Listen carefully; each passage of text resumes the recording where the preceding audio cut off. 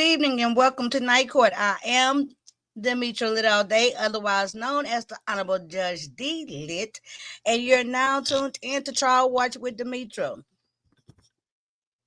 The best of, where we show the best moments of cases that already have concluded. Right now, we have been examining the case of the Burn Pow Pow, State of Georgia versus Melody Ferris, who was accused of unaliving her husband of 38 years, Mr. Gary Ferris, a fluent lawyer who took care of his family, was kind of loose with the monies and indulging with his family, but still that proved not to be enough. The state of Georgia alleges that Melody unalived him by a shot to his ribs and then taking his body and placing it on top of a burn pile where it was burnt up, unfortunately. So it's been on the state of Georgia to prove her guilt or her guilt. Good evening, Sassy Friend. Good evening, Tanya McNeil. Good evening and welcome back, you guys. Hey, Virginia Sagittarius. Welcome back. Welcome back, Tiki. Tiki, make sure you check out last night to catch the cross-examination of Rusty. Okay? It was pretty good. Now, tonight, I definitely have something in store for you guys. Yes, you're here on time, and I am too. Okay, thumbs up for both of us, Sassy Friend. You know that's not always an easy task. Good evening. Welcome back, Renee. So tonight I'm excited. We got the last adult child to testify. At this point in time, the defense has rested. Not the defense. The state has rested. The defense is presenting its case. And maybe like the defense's second, third witness is none other than the youngest daughter, the fourth child, Amanda, the only child who's testifying on behalf and on the side of her mom. So I've been really, really chomping at the bite, chomping at the bit to see this testimony. So I hope you guys are excited and comfortable. Go ahead and get set in real good, and we're gonna get to this live trial watch. Amanda testifies. Okay, please hit the like button, of course. I had that set up. Let's see. I moved this earlier today. We'll be back. All right. Oh, before I do that, let me go ahead and put up my fair usage, of course, that allows for me to do this type of content, whereas we're reviewing it, critiquing it for educational purposes, and all of that good jazz. Boom.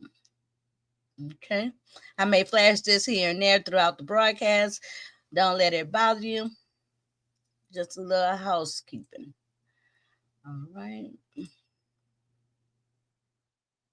Boom. Let's go. Amanda testifies, the last of the adult children testifying for the defense for her mom, Melody. Best of the Burn Pow trial. Please hit the like and subscribe.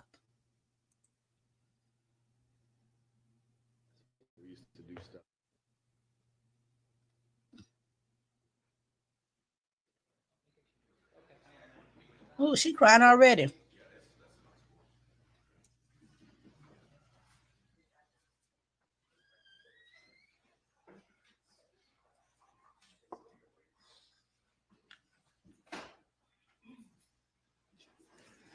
Please raise your right hand.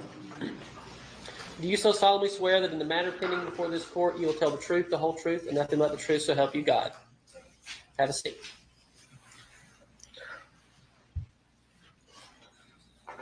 Please state and spell your name for the record. Amanda Bruce, AmandaBruce. And what was your maiden name? Oh, Lord, everybody crying. Farris. So you are the daughter of who? My father, Gary Ferris, and Melody Ferris. So speak into the microphone. Sorry. We'll take our time. So Amanda, you are Of the four children, which are you, the oldest, the middle, the youngest? I'm the youngest. All right. About what year were you born? 1989. All right. So you don't remember much of living. Do you remember at all living in Alabama? I have images in my head of like our playroom, but no, I moved here in kindergarten. All right. And that would have been to Alpharetta or Atlanta? Yes, sir, Alpharetta. All right. So kind of tell the jury a little bit about what it was like growing up in the Ferris household. Honestly, when I was a child, everything was normal. Lived in a home in Alpharetta. Welcome back, Winter. Normal, and we all went to school in kind of the same area. Where'd y'all go to school? I went to Chattahoochee High School. Brothers went to Milton, and then my sister also went to Chattahoochee as well. Okay. So tell me about kind of everybody's. This jury has heard your siblings testify throughout this trial. So this is your kind of chance to explain what you saw growing up. You know, everybody's personality. Tell us how Chris was growing up. Chris and I had the biggest age difference. He was 10 years older than I was, so I don't really recall a lot of interaction between him. He was just like the oldest brother. Moved out early. I must have been in middle school when he went to college. Scott, from our childhood when we lived in Alpharetta, like at Hampton Hall, he played football and he was a little bit more of an introvert. Chris was more of an extrovert. Emily, we were very close. We were 18 months apart, and so she was only a grade or two above me, and she was more introverted and I was a little bit more extroverted, but we were quite similar in ways. Okay. So how was your parents' relationship back in those days? Everything seemed about as normal.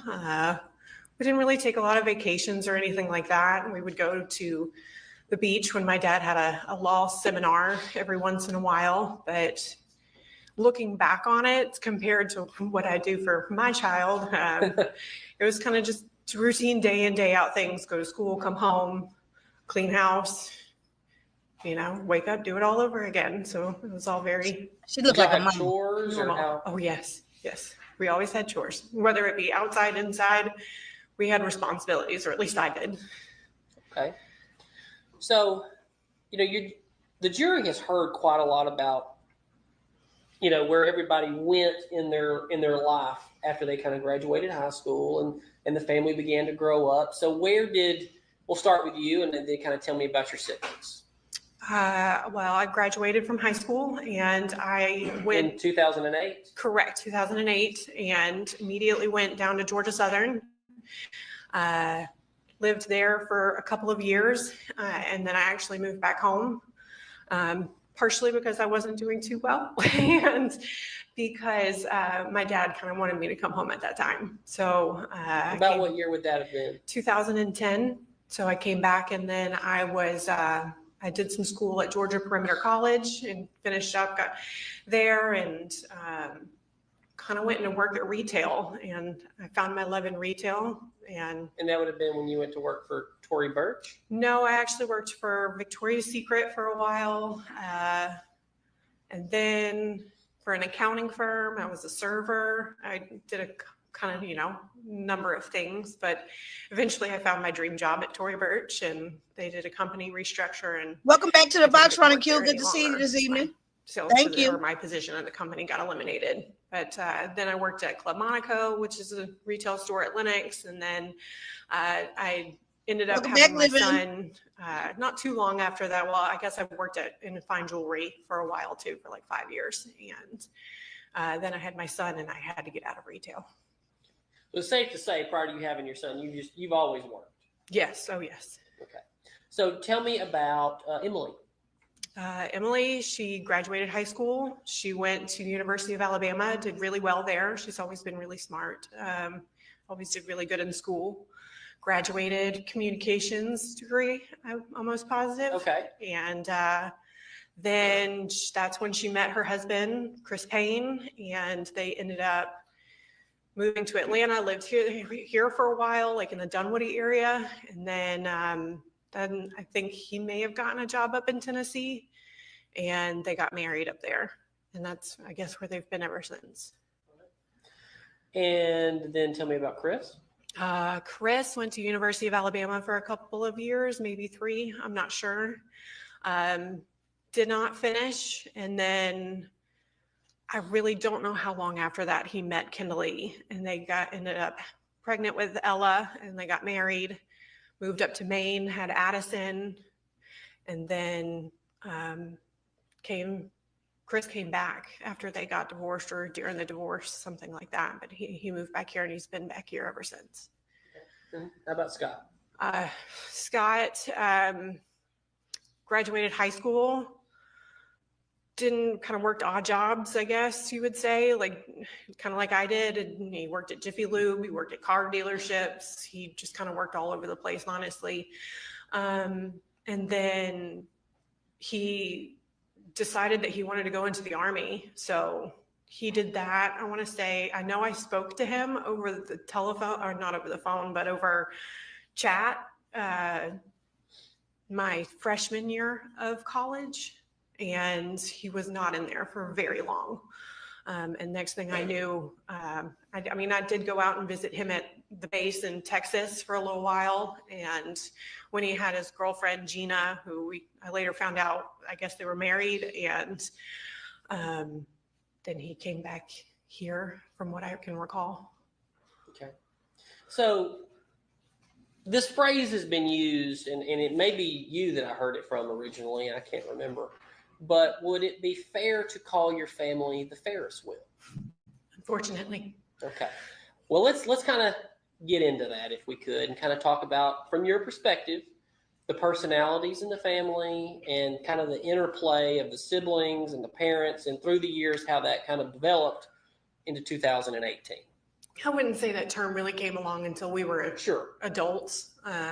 We were not in college or any. I mean, I guess you could say we were in college, but there's always something going on. Well, kind of give the jury a background of that, if you don't mind. I mean, Chris, him and Kimberly got pregnant. They got married. They had their issues with their divorce, unfortunately. Scott going to the Army, getting out. He kind of just lived at home. He really didn't do much. Really kind of worked odd jobs all the time. I know he was working at the Nissan dealership when I got my car, and that would have my first and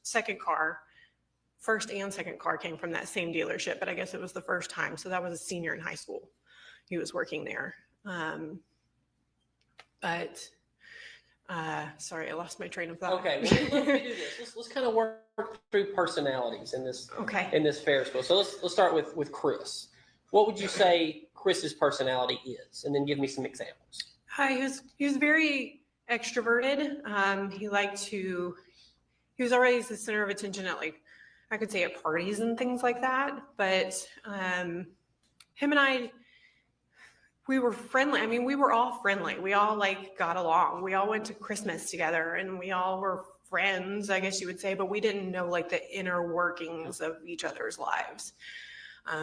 I don't know if I'm just kind of one of those people that likes to stay out of it.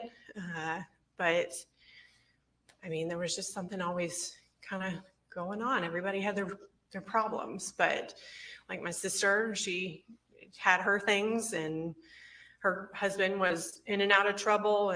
But Emily never did anything wrong. I think she is a great wife and a great woman. Scott, he just lived at home. Him and I really didn't get along. He was kind of aggressive towards me at times, but other times we were fine with each other. He was kind of a different character, but he was our brother. What do you mean by that? He was just very introverted. He didn't have a lot of friends. I don't know how to explain it. He just wasn't very much like us. But he just lived his own life, and we weren't involved with him, but we weren't involved with each other very much at all either.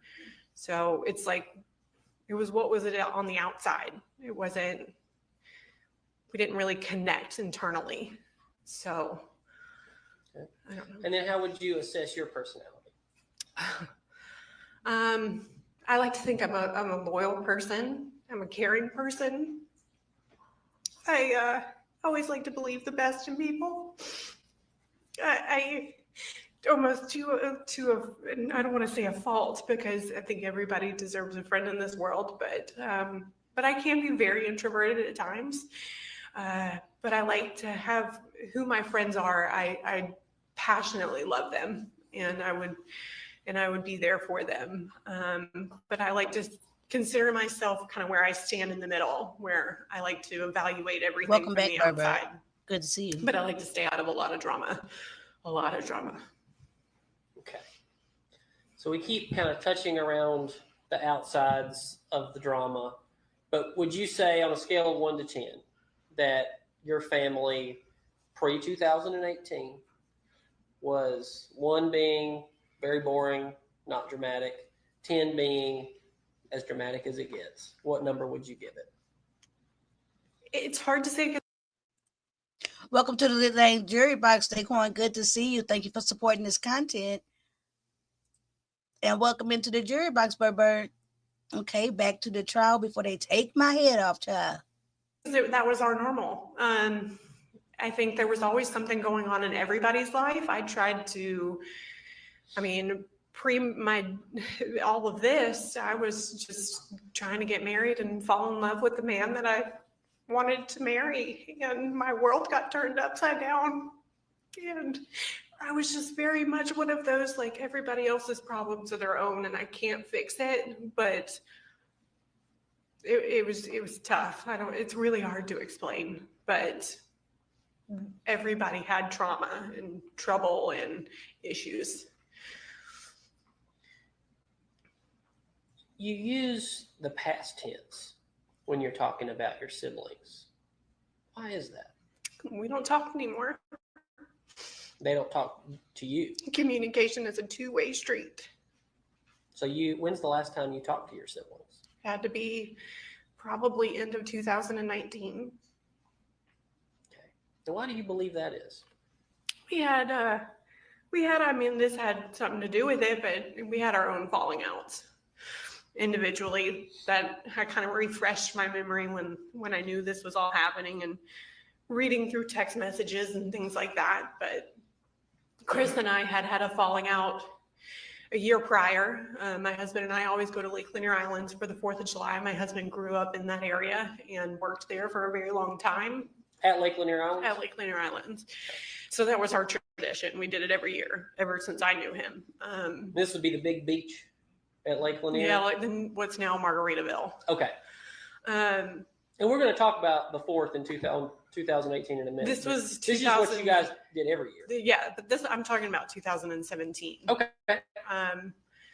So we invited Chris and Jenna and the girls to come up with us to celebrate the 4th of July. And it ended up where we had spent the entire day out there, and they were drinking heavily. And we went to the Mexican restaurant on Friendship Road, and I pulled the girls in the bathroom, and I was like, listen, I can't let you drive with them. I was like, it's not safe. So they agreed.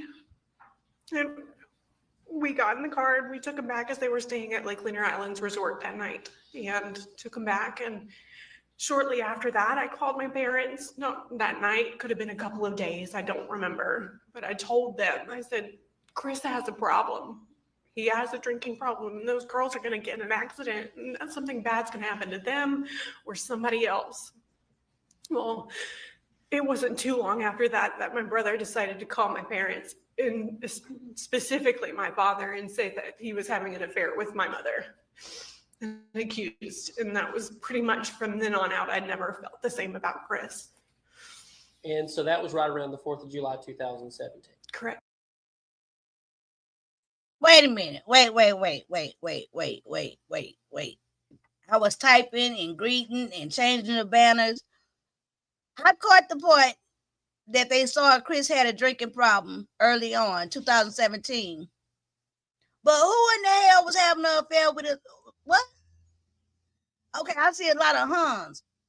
Let's rewind, because, baby, I don't know where the affair man came in with.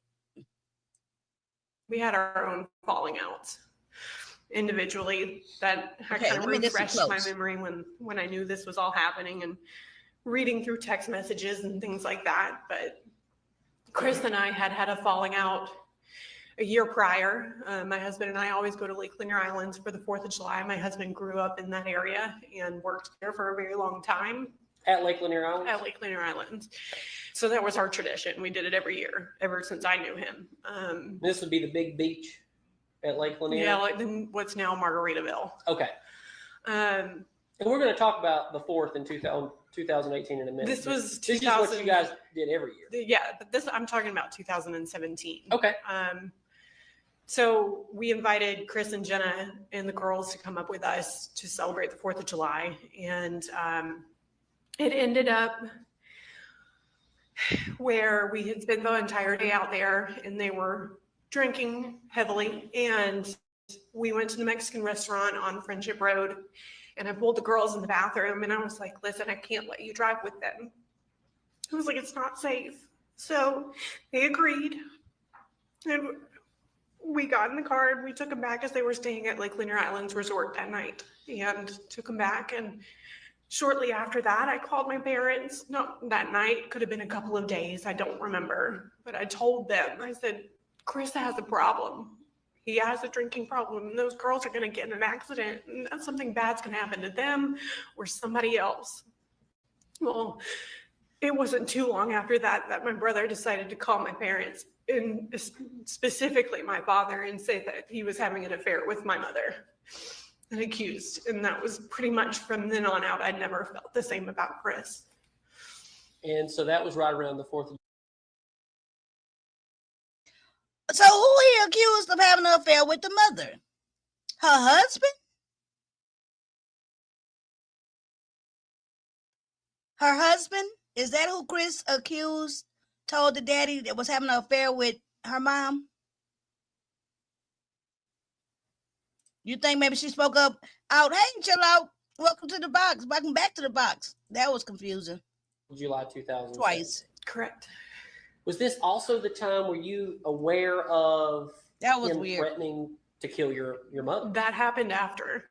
Okay. I kind of pieced it all together because I hear bits from people, but nobody tells me directly. Honestly, when that happened, I didn't ask questions. I didn't want to be involved. I thought that was something that my parents should handle. They were the parents, they needed to handle it. And that's why I went to them about his problem. And because it wasn't my place to tell him he had a problem. And it was theirs as his parents. And I don't know if that was a result of that. Did you know that it had almost a similar situation about Chris trying to leave with the girls, intoxicated? Did you know about that? I slightly recall something of the sorts. I just remember telling my parents that the girls should not be driving with them if they were going to be drinking like that. And it was if it came to the point of me saying something to my parents, there was a reason.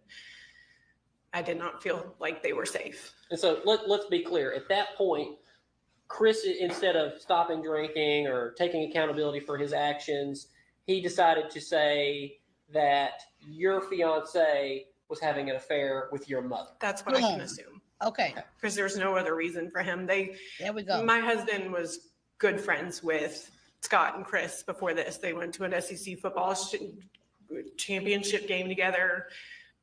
Chad and my dad had a fantastic relationship before all of this happened. We went out there almost every weekend to have dinner with them. And we were there on his birthday on June 27th before he died. And we were the only ones there. And we are going to talk about that weekend. So I want to back up too. So that's, you brought up Chris and you brought up that incident, and we may just have to talk about moments in time that come back. Because I understand that what you're currently going through in this moment is awful. Yes. And this is a very patient jury. And so we will get through it. Okay. But let's go back and let's talk about Scott. I want to talk about, he gets back from Iraq. Can you tell me about any specific instances you remember? You mentioned anger and things like that. Can you talk about that for the jury? He was just very protective over the farm. And I never understood why we called it a farm. So it was a glorified petting zoo at most. But Sorry. They know. They've seen it. Sorry, we had a lot of animals growing up, and this was like that on steroids. It made no sense. Well, then how did we wind up there? How did the family get to the farm? That would be a great question. Ask my daddy. Because I don't know. There was a lot of things that happened before that moment that I think should have been taken care of before just putting money on it to fix it. Okay. I think a lot of things that have happened in our family get swept under the rug, and they're never addressed, and they're not taken seriously. But a sin is a sin, and I feel like this is a repercussion of all the sins that were committed over years, unfortunately. This is sins by everybody in the everybody. family? False money idols. It was always what it looked like on the outside. It never mattered what it was on the inside. There was many things growing up, like our parents didn't really, I mean, they cared, but like, you had to figure it out for yourself. It wasn't, let me walk you through this. Let me show you how to do this. I don't feel like it was ever that moment. So we kind of had to fend for ourselves a little bit in that aspect. Well, let's talk. Let's just go ahead and get into it. Let's talk about your mother. Let's talk about it. Growing up. I mean, it seems like, the jury's seen messages between you guys. It seemed like you guys were pretty close. She was my mom, yeah. All right. She is my mom. Right. I've always cherished we had a great family growing up. It seemed like everything was normal. We lived in a great house, and Alfreda went to a good school, had never wanted for anything, or never needed for anything, I guess I should say. We were given everything. My dad provided everything. Let's talk about your dad. And I'm bouncing now too. What was your dad like? He was great. Take your time. I feel like we've been in this trial for a while. He was a very smart man. I'm sorry. There was no doubt in my mind he loved all of us. He made that known, and he was very sarcastic. Lawyers are notorious for that. He had the lawyer personality for sure, but I mean, he was the dad that you walk down the stairs and he'd whistle and go, "You're a movie star." Or when Emily had her baby, he texted me a picture of me holding Olivia, and he goes, "You're natural." Like, he was just so loving, and I can still. Take your time. He was just such a big man, and he'd come and he'd just wrap his arms around you. But then in this instance, he'd turn around and fart on you, and you'd just be like, like, he was sweet, and he was witty. He could say things that cut you to the bone. He definitely demanded respect in that aspect, I guess you would say. I was always fearful of him in the sense that I wanted to respect him, and welcome back, juror number 19. And when he would make comments that I was not doing as well as I should, I took that to heart, and I really wanted to make him proud. He was a good dad. He was a good grandfather, and I wish my son could have seen that.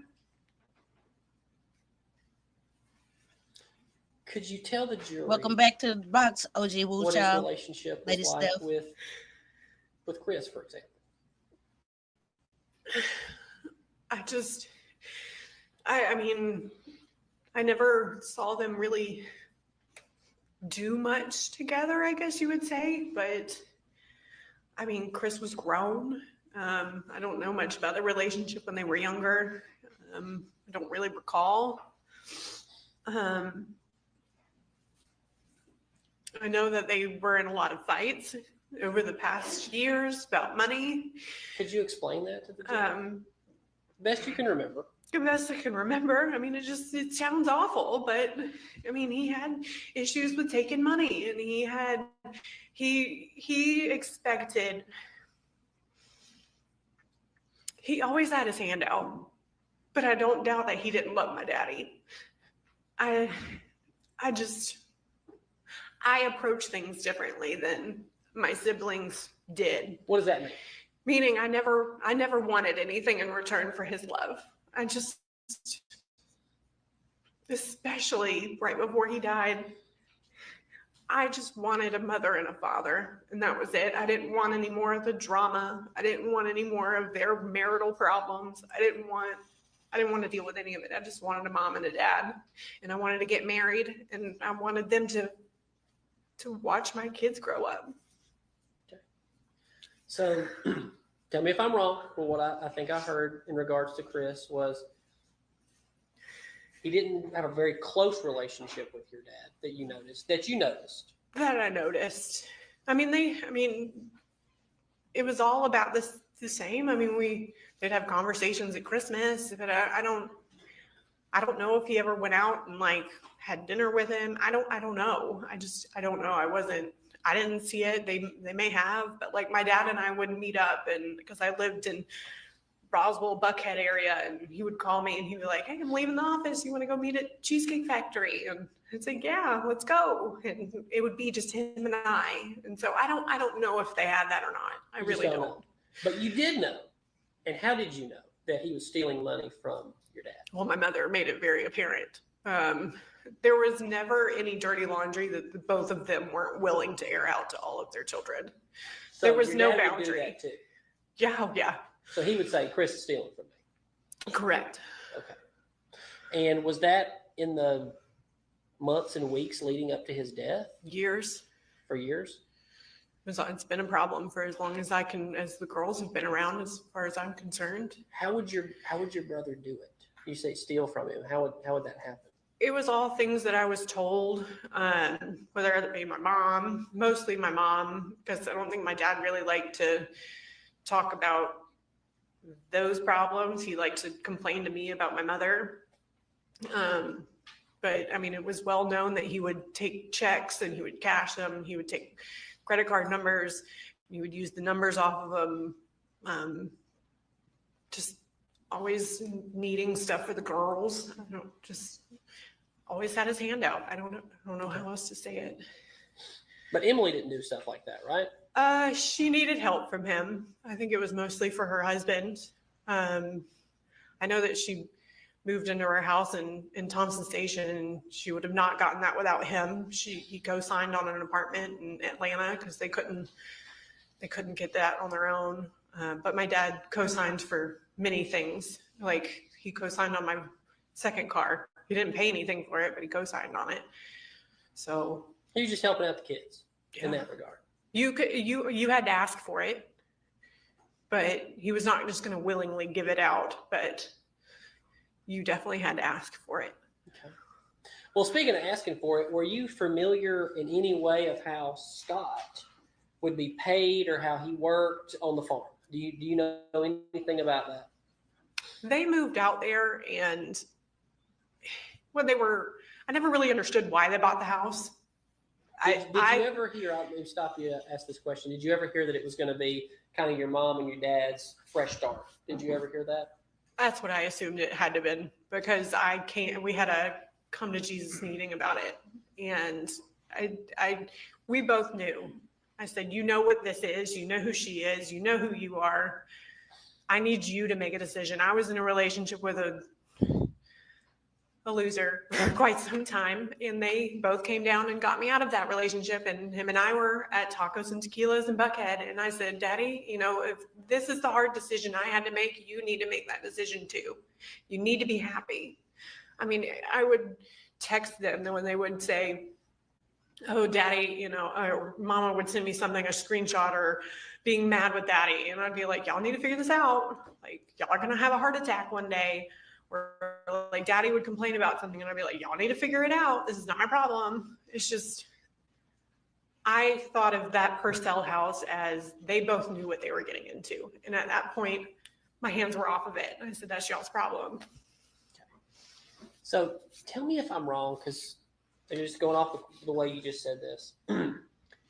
But it sounds like your parents, this is just how they were. Yes. And when I say the way they were, the kind of the way that they would just kind of bicker and complain about each other, that was just the two-way street, and that's what they did. That's how they communicated. Yes.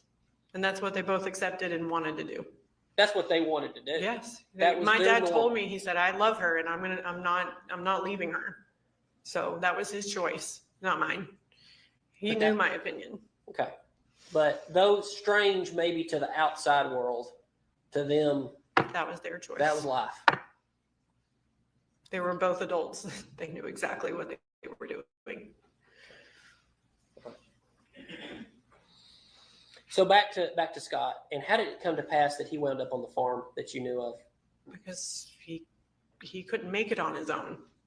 It was kind of a running joke that he just was always he'd complain that, oh, mama told me to do this or daddy told me to do that. And I'm like, well, move out. Like, it's as simple as that. Like, don't live with your parents. They always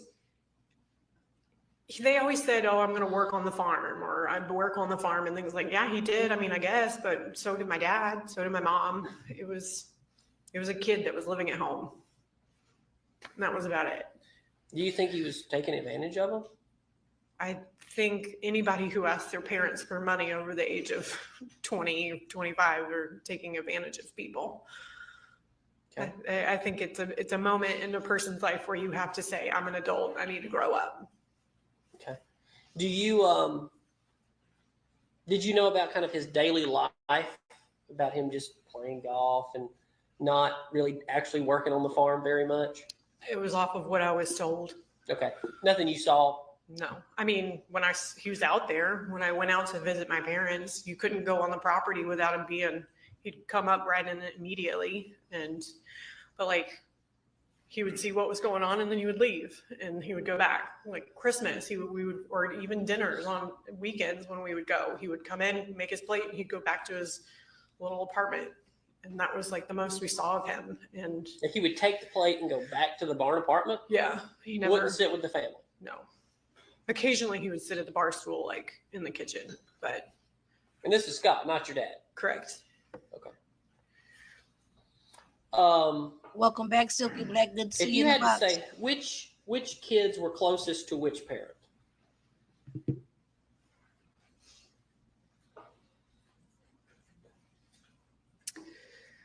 I mean, my dad and Emily always had a really good relationship, but she lived in Tennessee, so it's kind of hard to judge. Sure. My husband is a really big advocate of family, and looking back on it, I didn't have that lovey-dovey family relationship that everybody grew up with. And I wanted to cultivate that. And I made an effort to spend that time with my parents. So we would go out there almost every weekend and have dinner with them. And I mean, I was looking back through our text messages, and it felt like every weekend, baby girl, when am I going to get to see you? I'll be up there this weekend. So I really tried to get as close as I possibly could, but my dad was really hard to get close to. He's very shut off to a certain point. But I think he did that because we were his kids. I think it was different for the other people. Like what other people? Would it have been different? Like my husband would have conversations with him. They would have great conversations from what I heard. Like when we went over there for dinners, they would go outside. My dad smoked cigarettes. Chad vaped at the time. They'd go outside and they would just chit chat. And they had great conversations. More than I could get out of him, I guess I should say. Okay. So I want to start kind of moving into events in y'all's family life that would have been part of maybe the Ferris wheel, and get your version of the events to tell the jury. About the time you were in college, can you tell the jury about Ted Wiley? What you know about that? Well, going back to my senior year of high school, my mother's mother, had open heart surgery, and she had to go up there and stay with her all the time. And my father would text me and tell my other siblings about Ted, and it was a speculation at first. And then it came to a point where my father would send me pictures of things that were not appropriate, that were possibly sent to my mother's phone. And at that point, I told him I didn't want to be involved and I didn't want to know. I felt like I was a child at that point and I didn't need to be involved, and I was very upset. So it ended up that it turned out really bad, and she went up there and was, I guess, I don't know if she was staying with him. I didn't ask. But my dad was at home and he was alone, and I was at Georgia Southern and I wasn't doing well anyways. And I said, I'm going to come home and I'm going to live with my dad. And I did. I came home and I lived. And it was not long after that that my mom came in and she decided to come back home. And at that time, I didn't want to be there. I didn't want to be involved. So I was dating a guy at the time. He had an apartment and I went and lived with him. One of the worst decisions I've ever made. This was that loser you were telling us. That was that loser. Okay. And so that's what you remember from that Welcome era? back, Connie. From that era, yes. But your dad knew about it. Oh, yeah. I mean, he was. And everybody else in the family. Everybody knew about it. Okay. And would you just kind of earlier you said about kind of the bickering and the way that they would communicate, that just became part of everybody's life. Yeah. Would you give that same assessment to any extramarital relationships both your parents would have? I didn't know of any extramarital affairs that my father had. Okay. But even your mom, as far as how it just became accepted by the family, and this was, though odd, this is how we live. It was accepted because my father accepted it. I just made a comment that was not the best about my mother to my father, and he got very mad at me. He said I was not to speak to her about her like that. And after that, But he did it to I them. didn't talk to him about it, and I stayed out of it. And that's where I left. It was his choice. So that was it. That was their. Okay, so I have to interject and say, welcome up top to the folks in the clouds. Thank you for being here. I hope you subscribed and hit the bell. We have a new trial starting on Monday morning at 10 a.m. Central Standard Time. And I wanted to say regarding this testimony. So the daddy talked about the mama to the children, told them all this different stuff, all their business, they marital business, but he put his foot down on them talking badly of their mother. Figure that one out. They're normal. They accepted it. They knew what they were doing. Okay. What about the other siblings? Did y'all talk about it at all? Oh yeah, we talked about it. They had far more anger for my mother, which I felt like I should have had, just because I feel like there were moments of manipulation in the sense of like, I'd go up to Alabama with her, and I think that she would kind of use me as like, oh, I'm going up with Amanda, and then I'd be left at home, or I don't know. It's all speculation. All I can do is assume, but I don't feel like things were not going the way that they should have. And I think sins were committed in that I think both of them needed to address, and they didn't. They refused to. Okay. So kind of moving back closer in time, is it fair to say that Scott and your mother were actually pretty close? Oh, they spent almost every day together. They would go up to what is called, I think, Scottsdale Farms. Scott loved to decorate. He was always doing something, whether it be outside or inside the barn, or they were always together. They always went up to Cherokee Ranch. I mean, all of us did everything with my mom. What does that mean? We all had a relationship with her. And Chris took his girls to be with her all the time. I don't know if they necessarily I guess they did stuff together. I didn't see where they did. Did you know that the girls basically, when Chris would get them from Maine, they would spend the vast majority of their time they came over to my mother's. And they would call her Grandma. Did you know that? Yes. Okay. They spent all their time with my mother. She was great grandmother. She was great grandmother. And she keeps your son, correct? She did. Okay.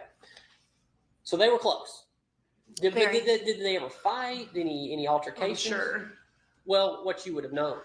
I think they would fight when my mother would call them out on their stuff, and they didn't like it. And I'm sure that they felt the same way about her. But I mean, there was always an underlying anger that never went away. I think we all knew what was there, and the betray and the mistrust there that never went away. But we did as Daddy did, and we just swept it under the rug, and we just kept moving. We just kept our family. So let's move to 2018. Do you remember any of your dad's like medical spells? They would call them episodes. Yeah, I mean, he said he would get sick and he would have to lie down, whether it be for 24 or 48 hours. I don't know. He would tell me he didn't feel well, and I'd beg him to go to the hospital. I mean, like, you've got to figure this out. I mean, he was not the healthiest man. But he refused. I remember trying to get him off of cigarettes. I tried to get him to, I was like, at least vape. I know it's still terrible, but it's not cigarettes. And refused and stuck in his ways and drank Mountain Dews. But he refused to do anything about it, ever. And then the one that sticks out to me the most in 2018, I had to be a few months before he died, because we were supposed to go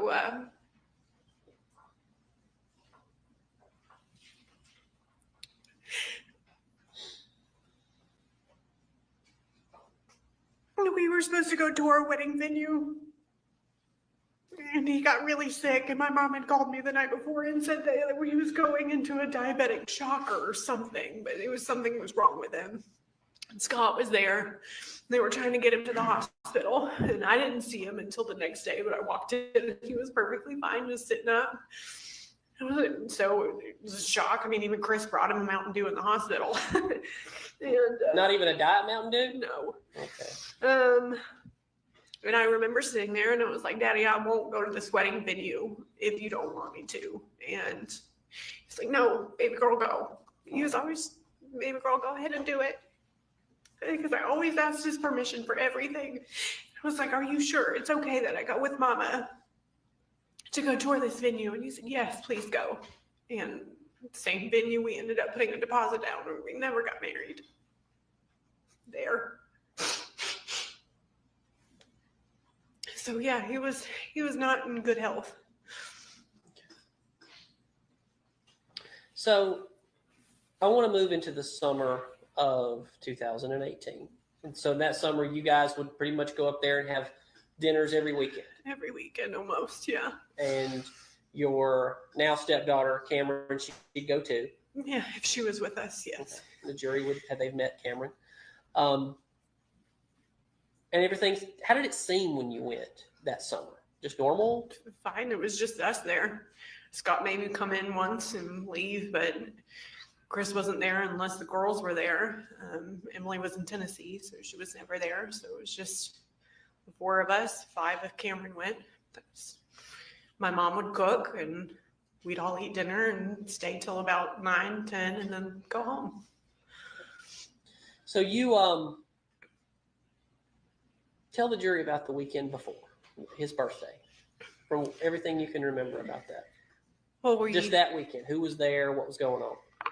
The Saturday before, we had a big gathering in the house, and everybody was there. Chris, Scott, Emily, Chris Payne, Olivia, me, Chad. I don't think Cameron was there. She wouldn't have been there. And we just had dinner. My mama cooked, and we had cake, and that was it. And we went home, and then Sunday. Well, I'll ask you this. I mean, did everything seem normal? Yeah. Our normal, yeah. Okay. Everybody gets along. We had a great time. Okay. All right, go ahead.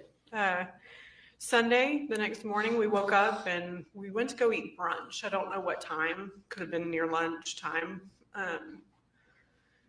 We walked into Jay Christopher's over there, I think closer to their house. Emily was supposed to go back to Tennessee. I was asking to see if she would go with me and Daddy and my mom to go to a wedding store in Roswell to go look at dresses, and we ended up not going. And because she had to go back, and we had breakfast. Yeah, it was just a normal breakfast. I don't know. And then my dad's birthday would have been in the middle of the week, I guess it was. It was a weekday.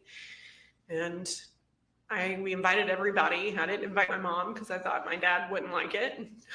Boy, was I wrong. He was very upset that I did not invite her. And what day was that? I don't remember, June 27th. Okay. So the week before. Yeah. Okay.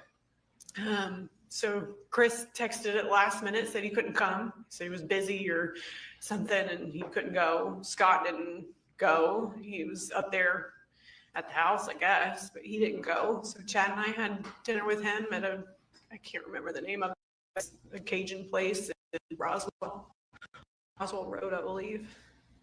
And that was his last birthday. Okay.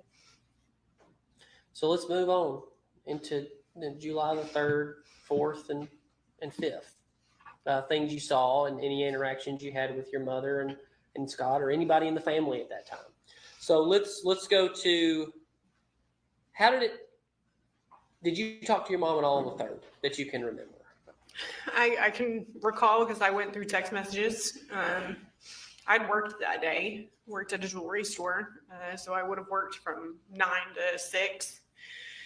And I mean, I had texted her all the time. And you remember y'all were kind of texting to some degree. Chris had either, how did it come to pass that Chris had convinced your dad to pay for his vacation? Did you know anything about that? My mother had told me that Chris had booked another vacation. In my eyes, Daddy didn't go on vacation. Daddy loved to work. He just didn't do that.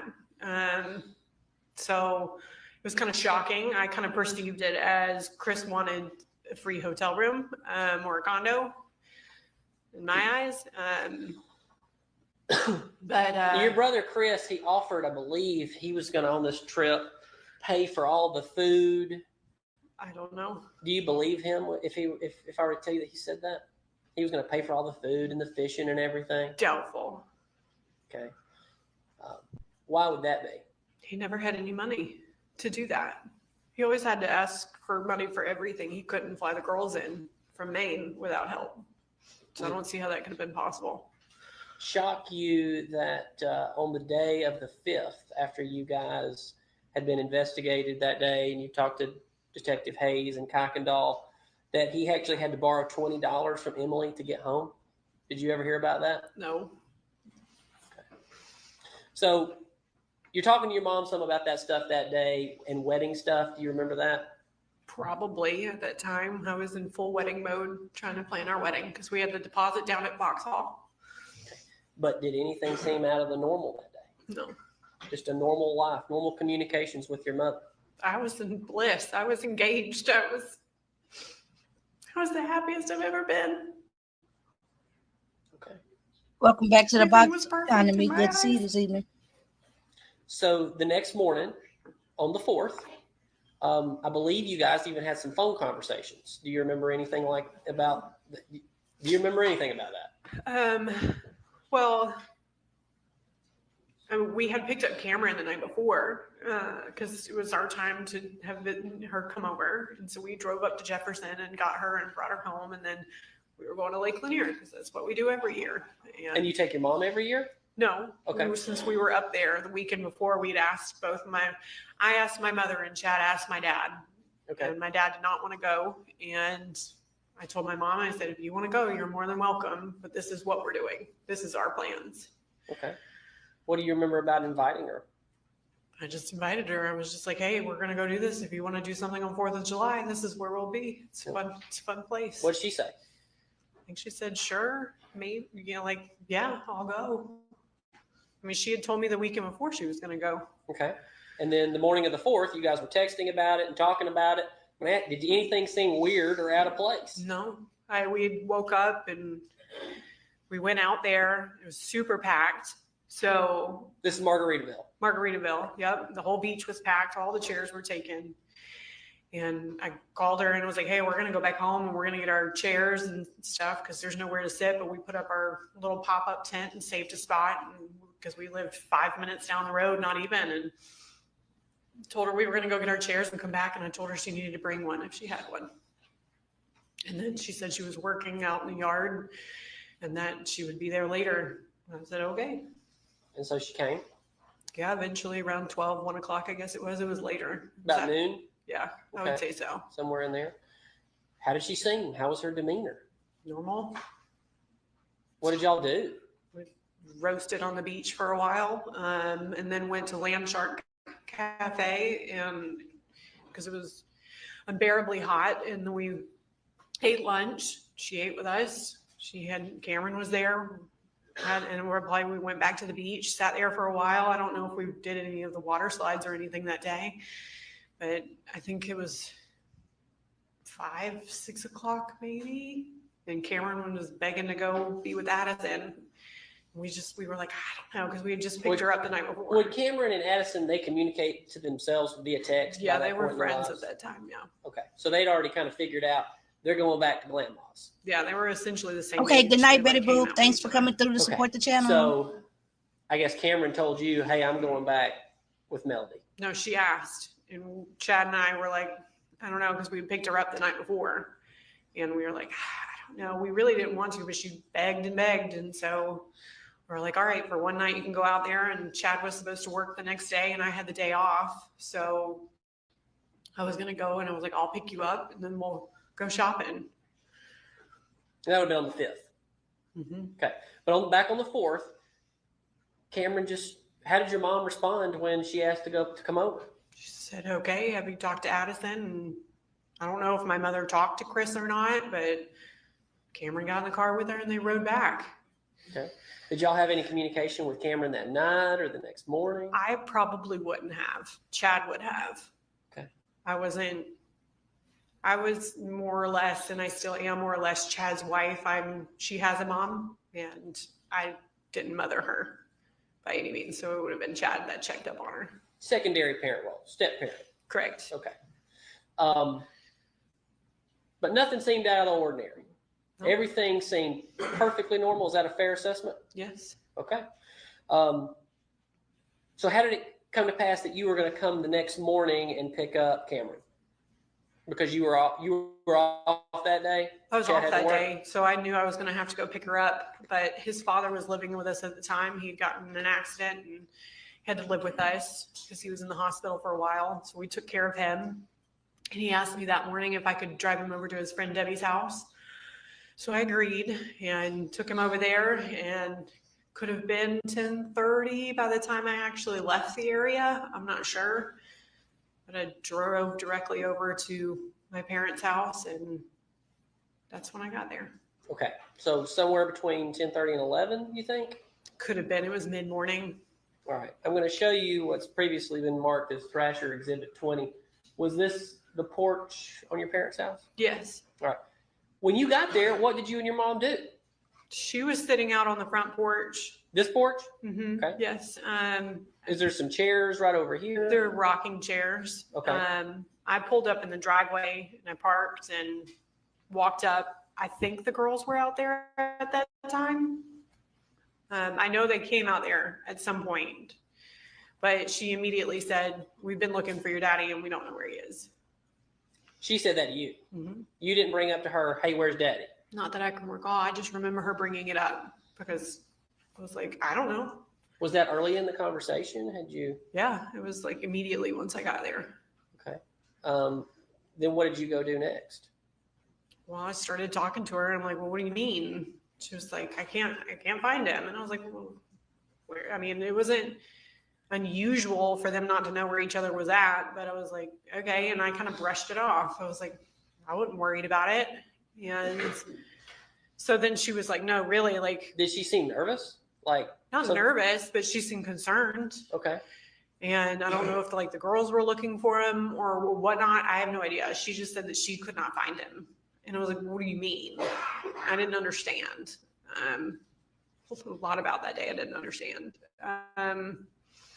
But it wasn't long after Scott came up. Again, you don't go on that property and not show up immediately. And he came up and I asked him, I said, have you seen Daddy? And he was like, no, I haven't seen him. And so then it just escalated into, it's all kind of a blur, but it escalated into, we need to find him. And Did Scott say anything else that was odd or weird? Well, I don't know if it was when I decided to search the house and just walk through it, or like, I don't know which one came first, or like, I know I called Chris. I know I called Emily. I know I called Angela. I know I texted him. I emailed him. I called him.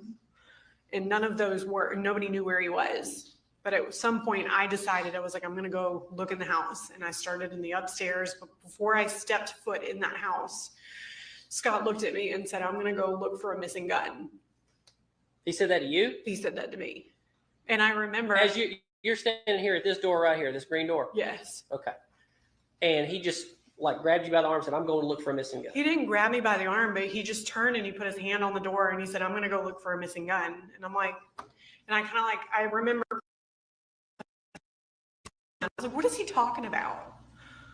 And she was like, I don't know. And so he went into the house, and so he was the first one in the house before you went in there. He walked in the door first. I don't know where he went, because when I went straight up the stairs.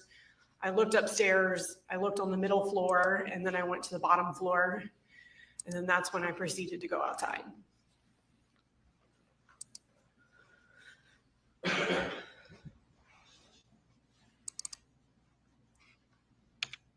Did you go up these stairs? Correct. And that's just walking straight in the door. Straight in the door. And if you take a right here, is that the kitchen? Correct. Okay. And that's looking back out that door? Yes. And you went upstairs. What did you do upstairs? Just looked to see if it was anywhere. There was a door that went to like an attic, like a walk-in attic, and I checked everywhere.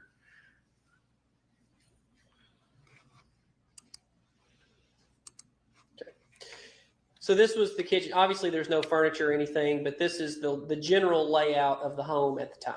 Correct. All right. So where did you go next after going upstairs? I just walked to the main level. I don't know if I walked in the master bedroom. That would have been to the right, straight back from there. And then I walked in the basement. Where did you go in the basement? Probably into my dad's room. That would have been in that hallway right there. Going towards these doors here? No, the other way. The other direction? His bedroom was there. And then he had a bathroom that was over there straight back too. I probably would have looked there, I assume, just to see if he was there, since it was his room, and there was the living room. And then I just walked straight into his office, because you pass by the theater room. And I went into his office and he wasn't in there. Okay, so this thing they've got listed on this Thrasher 17, this workshop, that was his office? Yes. Okay. And nothing, when you walked down into the basement, did you see anything out of place? No. And because you'd been down there, I mean, how often would you go to the basement?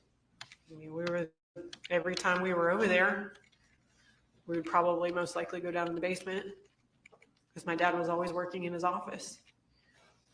So when you were down there, did you notice anything, this looks like a bunch of very fine furniture. Did you notice anything broken? Mm-mm. Did you, what's underneath these candles appears to be glass fixtures holding up the candles. Correct. Anything out of place? No. Did you notice any blood? No. Now, had you been there the weekend before, did you ever notice anything about your father being bit by a dog or anything like that? Yes. When we walked into Jay Christopher's, my husband and I was on the right, he was on the left, and my dad was in front of us, and he was walking up the stairs, because it was like a few stairs to go up into Jay Christopher's, I believe. And it was an awful, like, purple dog bite on the back side of his leg, like right above that, whatever, I guess that tendon that is. And my husband said, "Damn, Gary, like, what happened to your leg?"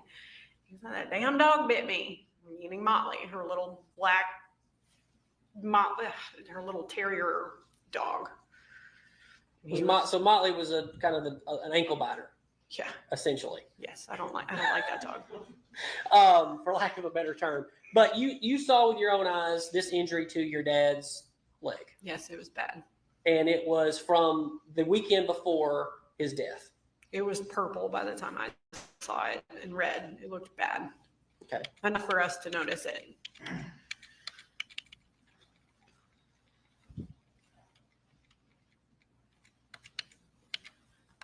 So you walked past this dining room. These pictures were taken on the day of the 5th. This is Thrasher 81. You walked past this dining room, and this is how it looked? Yes, sir. On that day? You notice anything broken or out of place there? No.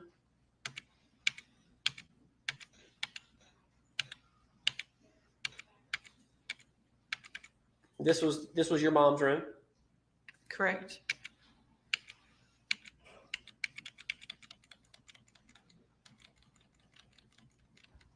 Where was the mudroom in the house? We just passed it. There was like the mudroom was the long kind of hallway, and it had a desk and cabinets, and then that was off of the mudroom, and it had the washer and dryer. My dad had his cowboy hat hung up on the wall to the left there. That was the mudroom. And then there was a pantry. This is your dad's cowboy hat? Yeah. Okay. And this is Motley's bed? Yeah, well, all the dogs' bed. How many dogs lived in the house? Too many. We had Motley, Lucy. One time we had what we called Elizabeth Taylor. She was a little teacup Shih Tzu. They had Luke, Leroy. They were the biggest white labs I've ever seen in my entire life. And then Scott had a Chihuahua. And I think that's all the dogs he had. I know he had some cats too, but the cats never came in the house. Did your dad tell you where he was bitten by the dog? For Motley? Yes. I mean, it was on the back of his leg. Well, no. Where in the house? Where was he when it? Did he say? I don't believe so. Okay. So you never would have seen any of these droplets of alleged blood? No. And you went down these very stairs on this same day? Yes? And many times after that. Walk past these floors? I would not have been looking. And the furniture would have been exactly like this on that day? Yes. Did Scott ever tell you that this was the drawer where he said the gun was missing from? No. Okay. Did you check for any missing guns? No. Let's go back to when he said that. He goes in the house. What did he do next? I don't know what he did. I just know he said, I'm going to go look for missing guns. And I was so taken back because our family doesn't do guns. My dad had old shotguns that he kept in, whether my mother's, our grandfather's, right. They were family kind of in guns. this picture above. Yeah, that was like an old antique gun that belonged to my mother's side of the family. But my dad had shotguns because I don't know if he went with his law partners or something, but they would go dove hunting, I guess, and things like that. So I always remember, as long as I can remember, there were shotguns in those big long zip up cases. But as far as small guns, no. No. So you never saw any in that house? No. Never saw any revolvers? We would have never owned any. So even back at y'all called it Hampton Hall? Mm-hmm. So you never saw a small snub nose revolver at that house? It was only shotguns. Did Chris ever tell you he found a snub nose revolver? No. Back at Hampton Hall in the 2012 era? Okay. Or Scott? No. Okay. The only handgun that I knew of back in Hampton Hall was when my brother was in the Army. It was a black handgun. And he had gotten it, I guess, after he got in the Army. I don't know. That was the only one I ever remember seeing ever. Yeah. So you walked down here and you knew Scott had been in the house, right? Yeah.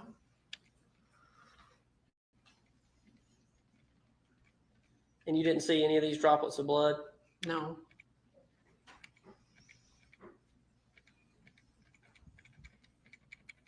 I'm fast forwarding because there's one image I specifically want to ask you. Maybe easier to go to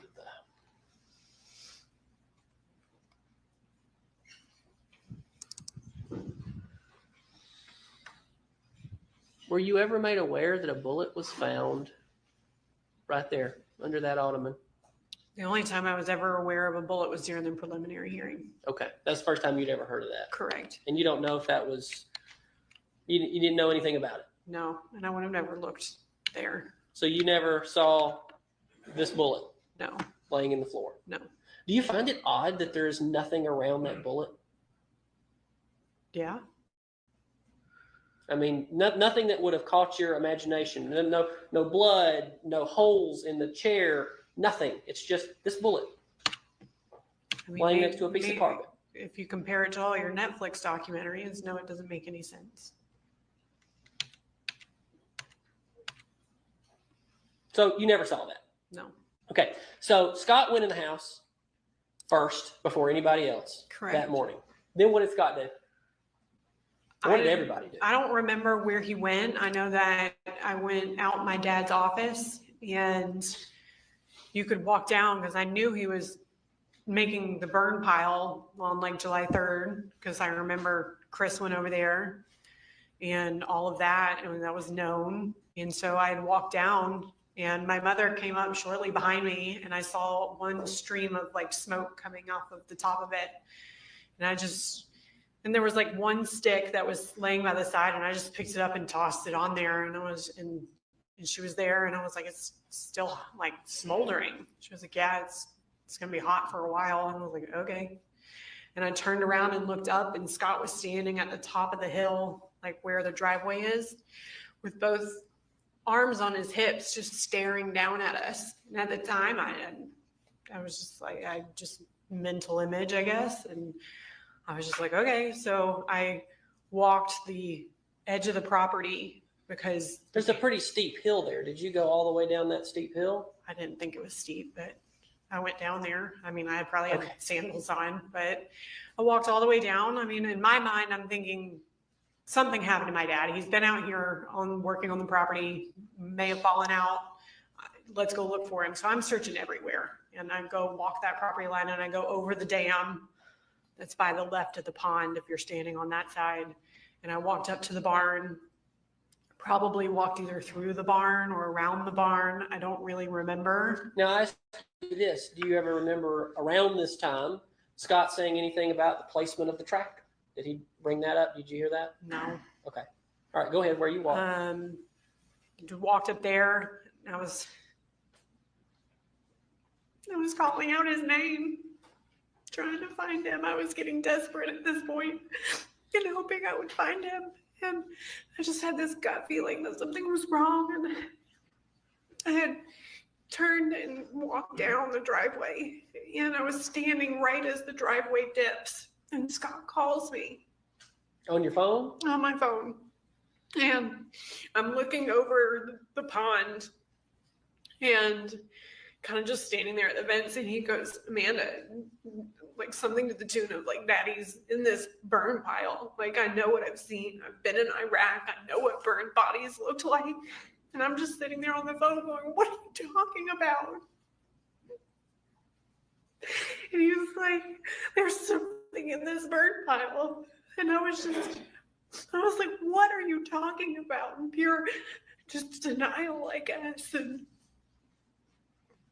he hung up the phone or I hung up, but I immediately called Chad and I said, you need to get here right now. This is what Scott is saying and you need to come get Cameron. You have to come get your daughter.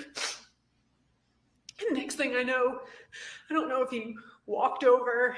I mean, everything, your whole world stops. And he came over and grabbed me by the arm as hard as he could and he got in my face. Who are we talking about? Scott. Okay. He got in my face and he screamed at me. He said, I know what I saw. I know what it is, Amanda. And I was just, again, going like, what? And next thing I know, he said he called the 911, paramedics, whatever. And I walk up to the driveway. There's like the fork in the road. I have to ask you this question, and I'll move on from this topic quickly. But you walked down to the burn pile earlier, and you and your mom looked at it together, and Briefly. neither one of you saw what you would believe to have been human remains. Thank God, no. But you say Scott was up behind you on the hill, just staring at you both. Yes. Okay. So going back to when the paramedics arrived, what happened next? I was standing in the driveway and my mom had walked up. And I was like, what is going on? She said, I don't know. She just kept saying, I don't know. And I was just in shock at this point. And next thing I know, fire trucks, paramedics, and all of this. And she just said, why is he holding them up at the end of the driveway? And I said, I don't know. I have no idea. And it felt like an eternity. And I refused to go over there. I didn't want to go over there. And this poor paramedic, I'll never forget him. He was standing there with a gurney and he goes, I'm so sorry for your loss. And that was the first time anybody ever told me about my dad being dead. And I said, so you're telling me that my dad is in that burn pile back Good there? to see you, Kathy. And he just looked at me in shock. It was just like, he couldn't say anything back. And Chris was sitting on the bed of his truck, just looking down at the ground. He didn't say anything. He didn't say anything. No. And what was your brother Scott doing at that time? I don't know. I guess they were over there, him and my mom. I don't know. Did your brother, and I think I'm going to ask the judge after this question to go ahead and break here, because then we're going to go ahead and start talking about what happened after this day. But did your brother say anything else concerning at that time? He mentioned a gun. Did he say anything else that resonates in your memory? Which one, Chris or Scott? Either one. No, Chris, no. What about Scott?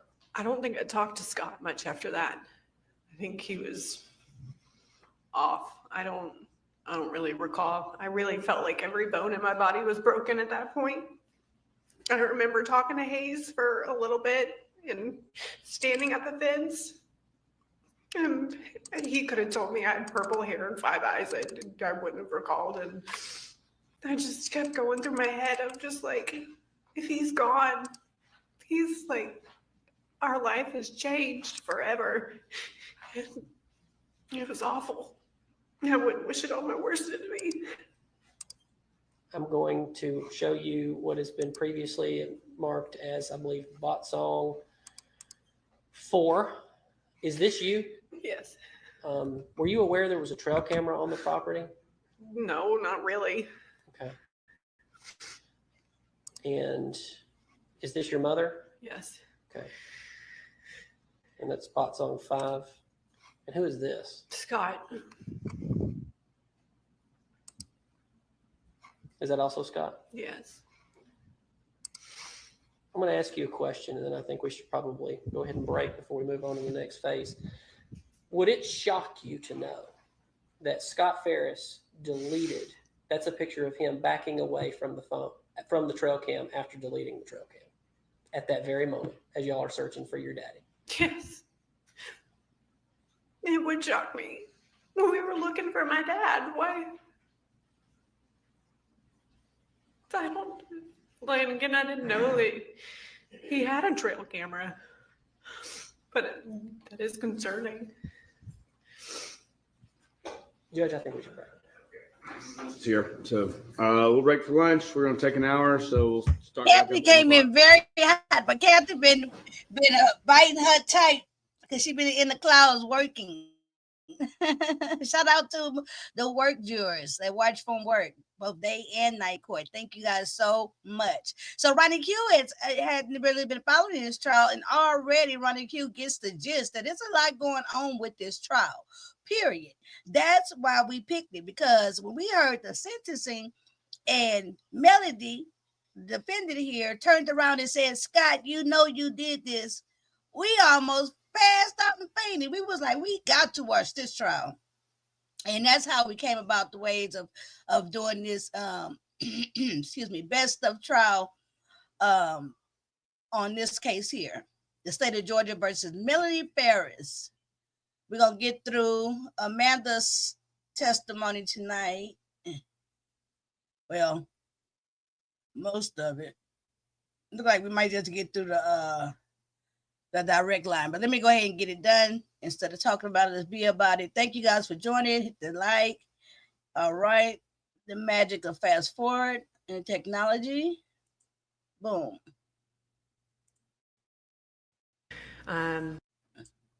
Happened this. And she had a chance to gather herself. All right. Wait a minute, let me read some of these comments. They were really good, huh? Okay, so Winter is saying the only ones that were struggling for money were the kids, especially the sons. Melody was living her life and didn't want anything. Right. We've talked about that repeatedly during this trial, that it's like no motive. She was doing what she wanted to do, how she wanted to do it, with who she wanted to do it with. What would be her motive? And Renee is positive and dead set on the fact that Melody did it. Winter says, now remember, Scott deleted the security footage that showed him walking in the barn. Right. And when that testimony came out, we talked about that. And it was a little bit of a, it was kind of like half and half in the jury box because, me and a couple of other people thought that was strange because he deleted that footage during the time when he supposed to be looking for daddy. Everybody looking for daddy. You go out in the woods looking for daddy, and then you take the time out to clear the footage. Who does that? In the middle of daddy lost, you think he might have had a heart attack somewhere, all that. Okay, Ronnie Q. They stepped during them 19 up there too. I admit that it is weird. I get deleting the trail camera, but why are you focusing on deleting that when your dad is missing? Boom. Exactly what I was just saying, right at the same time. If you think that your dad is somewhere, because remember the brother talked about, I think he the one that said dad might have had a heart attack or something out on the property. If you really think that, you wouldn't stop to do that small task, right? See, Renee Scott did it. Why delete the camera footage? Okay. Living, yeah, because if anything, that camera could have been looking at could have been looked at to see if the day passed by them. Scott knew something was on that footage, right? And they was making it seem like because the footage filmed away from the house, that it wouldn't have anything on it. But I beg to differ. I was going crazy when y'all was talking about the father talking to the kids about the affair. Oh, because you couldn't type on it. Child, Melody wanted Big Daddy's money so she could finally be with Musty, Rusty, Dusty. Now we also know that nothing moved on that farm without him knowing who, what, when, and where. Exactly. And Winter is talking about Scott because Amanda has made it clear a couple of times already that anytime somebody pulled up to that farm, came through there, he would come out that barn and be nosy. Now, I must say this, right? Let's not forget that Scott Scott has gotten an alibi now that he was over at the beach house or whatever with his friends that night. However, we also know Scott had driven down from the beach house to do some stuff at the house. So it wasn't a far drive. I even went as far to say he never left the property. He just drove out of sight and waited till they all went to sleep. That's what I see. Huh? She was already with Rusty as much and as many times as she wanted for years. Right. And she couldn't really have Rusty to herself. Rusty, let's not forget, good old Rusty was still canoodling with his real girlfriend, Christina.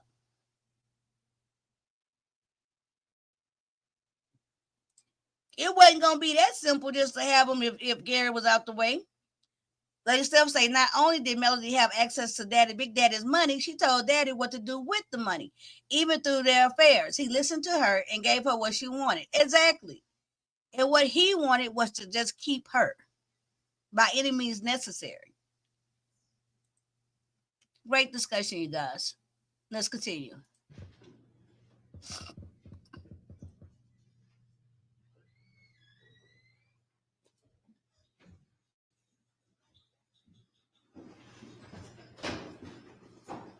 All right, Mr. Weaver, you can proceed. Thank you, Your Honor. Amanda, I would remind you, you are still under oath. Yes, sir. So let's move forward post July the 5th. What did you notice about the change in your family dynamics? After that had happened, I immediately had to take care of my mom. It was probably July 6th. All of my brothers and sister looked at me and said, all right, you take her. And so I immediately had her with me. She lived with us, I can't tell you how long, months. Because she didn't This was want in 2018. to, yes. Yes, okay. After everything had happened, this was like July 6th forward. And she lived with us. She didn't want to go back to the property. Eventually it came to the point of like, okay, you can go now. And so she went back, but I had to help pay for house insurance and car insurance and power bills and things like that. So I was kind of having to take care of the situation from that point. But Emily went back to Tennessee. Chris was in Atlanta, and Scott, I think, was staying at somebody's house, I guess, or went back to the property once it was, well, I know he went back to the property after it was released. But I don't know if he stayed with a friend for a while. Okay. Were you ever part of any discussions with an attorney who told everybody not to talk? Correct. Okay. On July 6th, I guess it was. I don't That remember. Friday, the next day? Yes.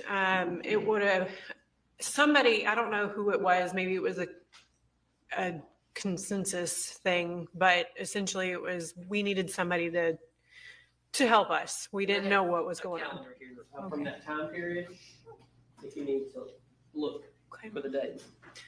I didn't know what to do at that moment, but I knew that, what you see on TV. Let's get an attorney to handle it. And somebody gave me Eric Durlacker's number. I did not have it, so somebody gave it to me. I don't know if it was one of my siblings or my mom. I have no idea. I can't remember. So I called him and I said, I need help. I don't know what to do. I need somebody to guide me through this, or take care of it. Really is what I wanted. I was like, take care of this. Was this, by the way, and sorry to cut you off, You're fine. but timeline wise, was this while your mother was being interviewed by Detective Hayes? Correct. Okay. This was the day of the 6th. So Okay. Friday. And I called Eric, I don't know what time. And he just gave me Manny's number and told them that Deputy Hayes had my mother in the room and was questioning Scott. And they said, well, just let them know that she has an attorney. And we told him a couple of times, but she stayed in there for another hour or so. And then she finally came out. We went to the attorney's office. Everybody as a family went down there. And that's when he said, y'all stop talking. Everybody stop talking. Correct. Anybody who knows anybody, stop talking. Correct. Okay. So when did it become apparent, or what could you tell from Scott and Chris breaking off from the family? They eventually got very angry and irritated. I know Chris got mad at me because I told one of the detectives, I think his name was Tommy, that he decided not to go on vacation. Apparently that was a problem. He said we aren't supposed to talk to the attorneys. So we were all on the same page. You mean law enforcement?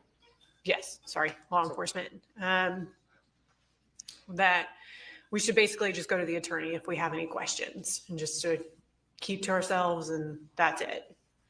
And he was handling the situation, the attorney. In this time period or ever before, had you ever heard your brother Scott say, this is my property? Yes. This is my house? Multiple times. He flaunted the fact that that was his property. I almost kind of like joked in a way he kind of vicariously lived through my dad. Kind of like the movie Step Brothers. You ever seen that? I don't know if they took ownership of their dad's stuff. Well, but yeah, okay. I mean, in that same situation and grown up, still living at home. Yes, I could Okay. see it in that aspect. But he would claim things as his that were not his. That's fair to say. They belong to my mother and my father. Okay. And you say, I mean, how often would you hear him say this? I mean, he wouldn't say it like all the time, but it was always just like my farm, my property, my Kubota. He would get on social media. He would say, this is my property. I mean, he claimed ownership to it. That's for sure. Okay. And speaking of social media, had you ever seen your brother shoot guns or anything like that? He was in the military. He was always shooting guns at the house, Okay. from what I was heard and what he said. Did you ever see any of his videos on social media? No. Okay. But you knew he was always shooting guns. He was always doing something around there, but yeah, it was a known thing that they used to go and I don't know if he would hunt stuff. I don't really know how that works because there were so many houses that were in close proximity, but I know that he would have leisurely kind of shootings back there. Okay. So going on through late July and things like that, just to kind of talk about it, were there any issues? Did you ever have any communication or talk to Rusty during that time? No. Had you ever met him yet? No. Okay. And that would have been what, later on, about 2019, that you communicated with Rusty Barton? When she was arrested, that was the first time I personally spoke to him. Okay. That I can recall. All right. But you'd known during this time, you'd heard about Rusty Barton, yes? Yes, there were rumors, but I didn't know the depths of it until the preliminary hearing. So that was in 2019. Well, yeah. Yeah. Right about the time Because she you was were already mother. arrested at that point. So yeah, I didn't know about all the meetings and all that kind of stuff. That was new to me at the preliminary hearing. Okay. So going back to, tell me about the estate and how things were managed with the siblings for the family. What do you mean? Was your brother appointed as the executor of the estate? Nobody was. The estate was locked down immediately when the house was locked down. My mother couldn't go down the road and get a sandwich if she wanted to. She was totally reliant on me from day one. Well, I guess I'm talking more about, there was properties that were owned by the family, and was your brother Chris ever appointed over that? My sister at one point got a coroner's letter that we did not know about. My mother had tried to get a lady named Diane to help her figure out what needed to be done with the estate because it had been so long. And that's when she went to the courthouse and realized that Chris had filed for, I don't know what you call it, for the estate, but he was given ownership of the estate and we did not know. Okay. Well, tell me how that went.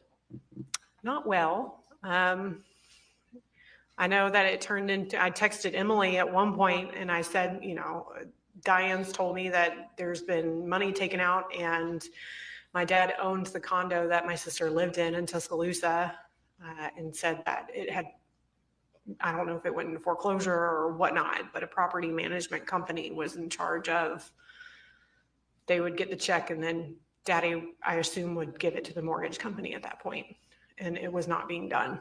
So the condo was lost. And that was the condo in Tuscaloosa. Correct. And that's when I petitioned to have the third party estate attorney. So none of us had our hands on it. It was purely an outside source. And I did not know that was an option until my mother spoke to Diane. And so did they loop you in on any of this, Chris and Scott and Emily? No.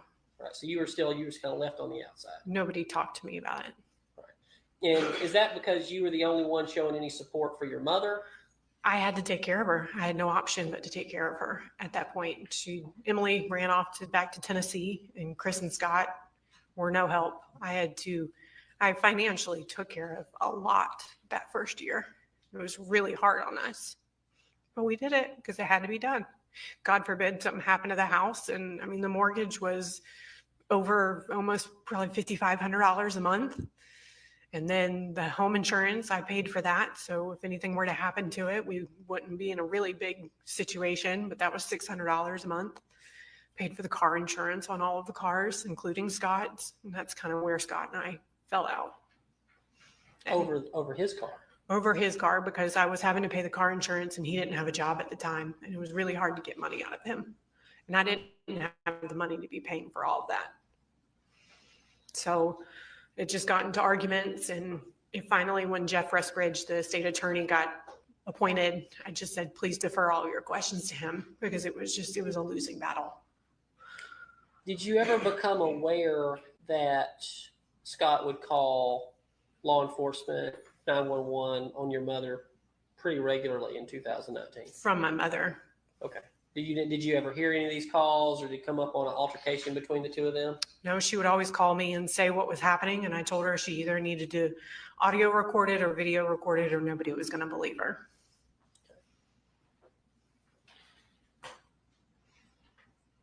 Your father was a very large man. Do you know how much he weighed? 280, 290, 300. Right in that area? I mean, he was 6'5". I'm 5'7", and I came up to his chest right about here. Okay. How much do you think your mother weighs? 125 pounds soaking wet. Okay. Does she have any physical conditions of note? She had scoliosis really bad. She's had it all of her life. How bad? Like, is her back? Yeah, if you look at it, I mean, there's probably a couple inches difference from the side of her back to the other. She got kicked in the leg by one of the horses, and she was in a cast for a really long, one of those kind of, I think it was like a soft cast for a while, but she couldn't walk. She had to do rehabilitation on that. But other than that, I mean, she's been active, I guess you would say.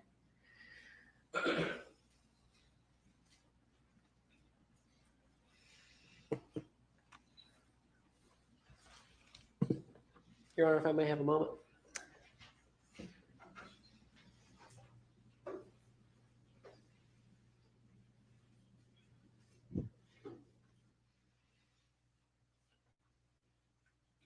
That's all I have, Your Honor. Hi, Mr. Fergus. Thank you, Your Honor.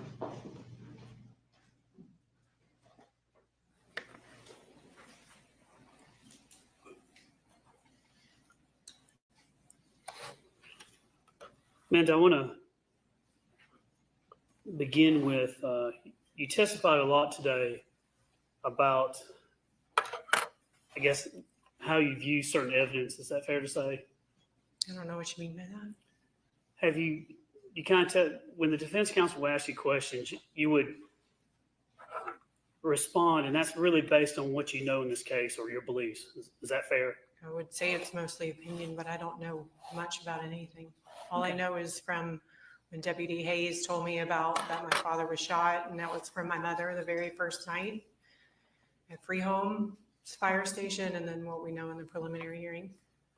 I'm sorry, what was that last part? The preliminary hearing. Okay. On July 5th, 2019, almost actually a year to the day that your father's remains were found, there was a preliminary hearing where certain evidence was introduced that gave you more knowledge of the case. Is that true? Yes, sir.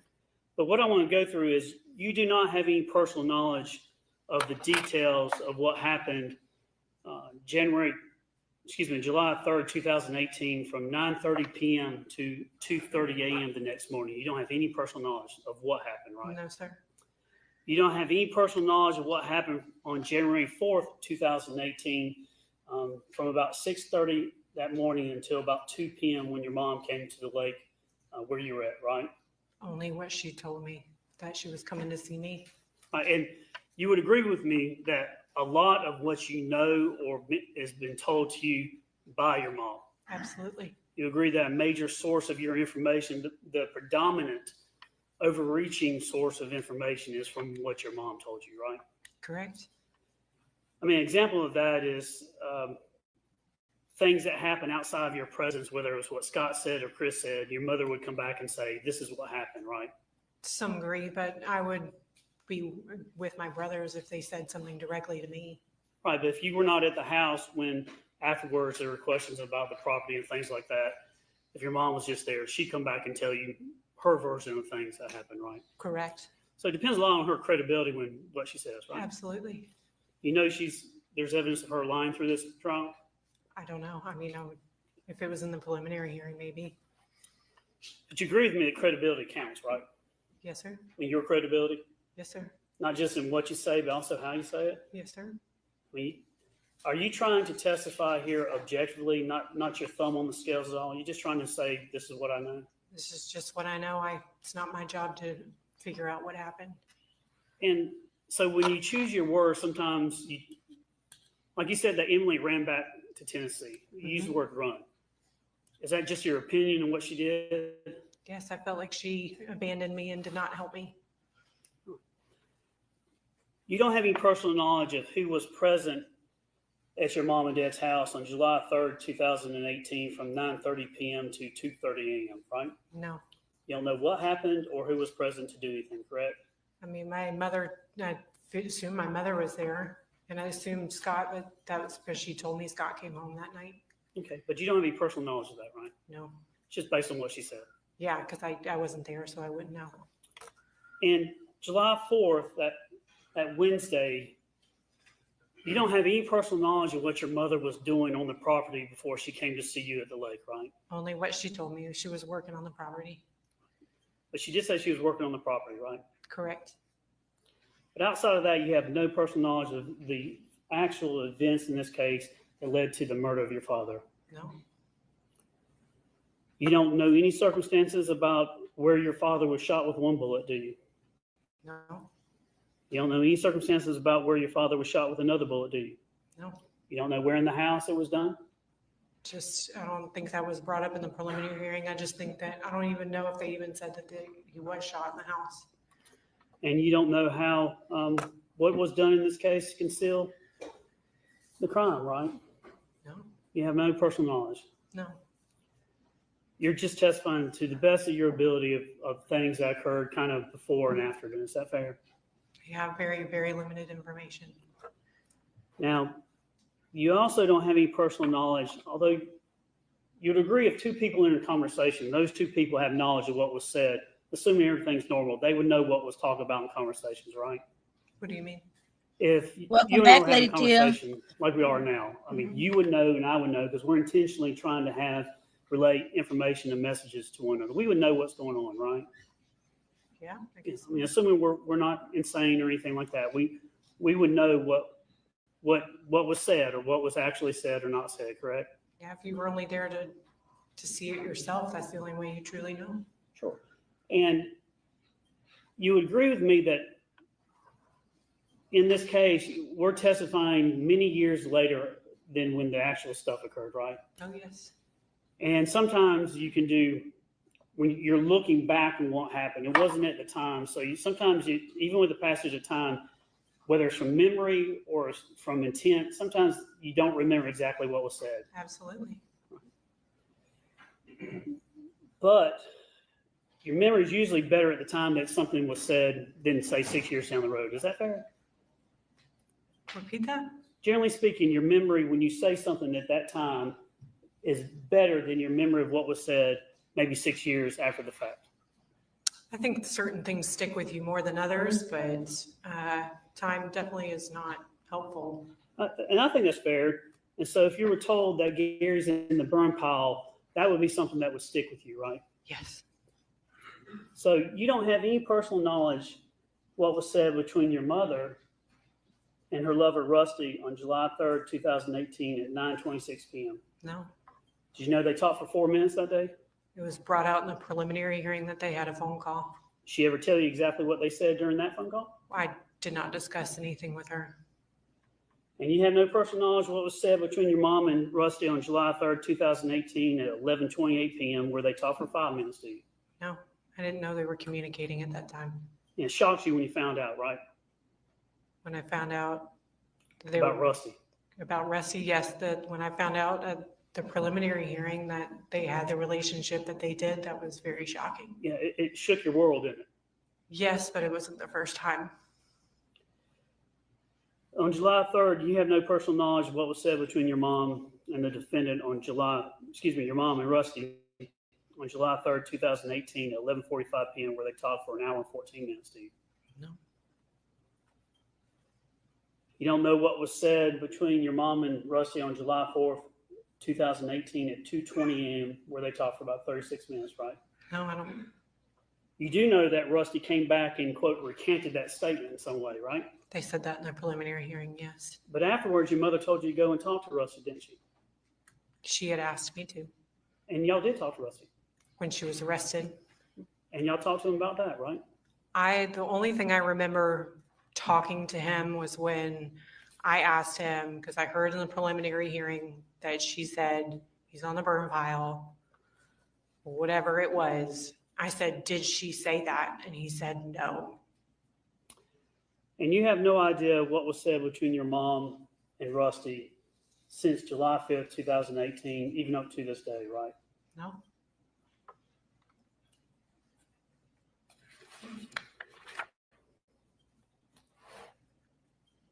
You do have personal knowledge of your loyalty to your mother, though, don't you? I have loyalty to my mother and my father, yes. I think you said on direct your words, you have a loyalty to your mother to a fault. Yes. I think anybody I feel that way towards.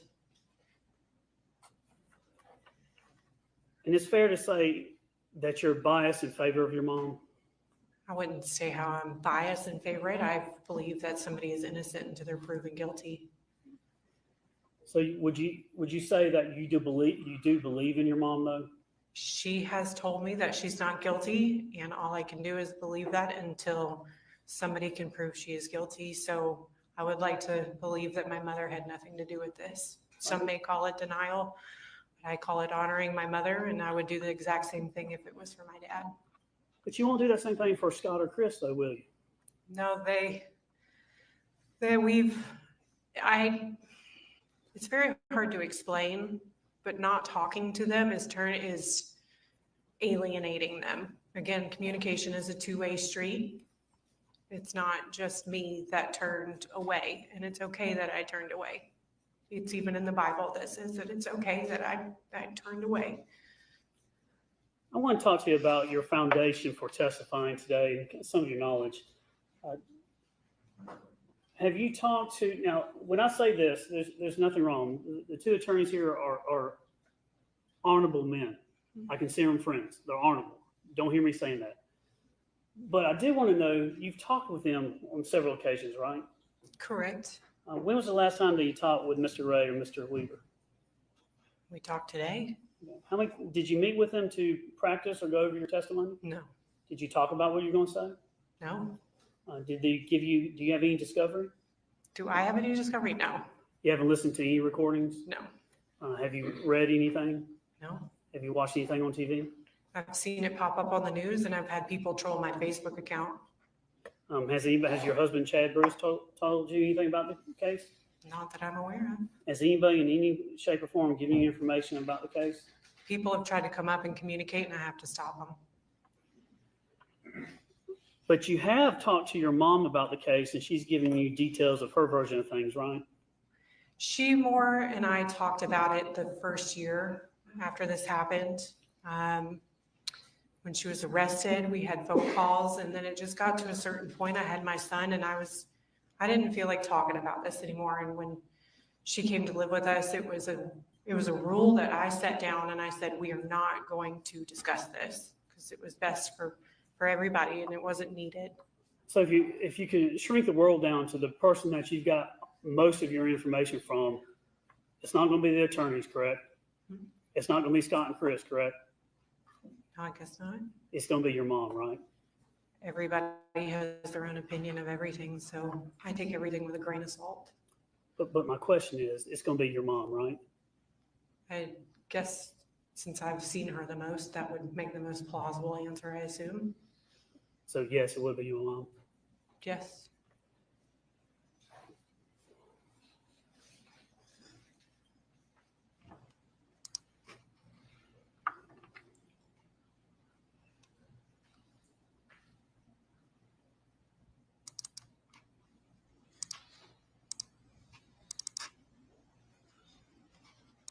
This is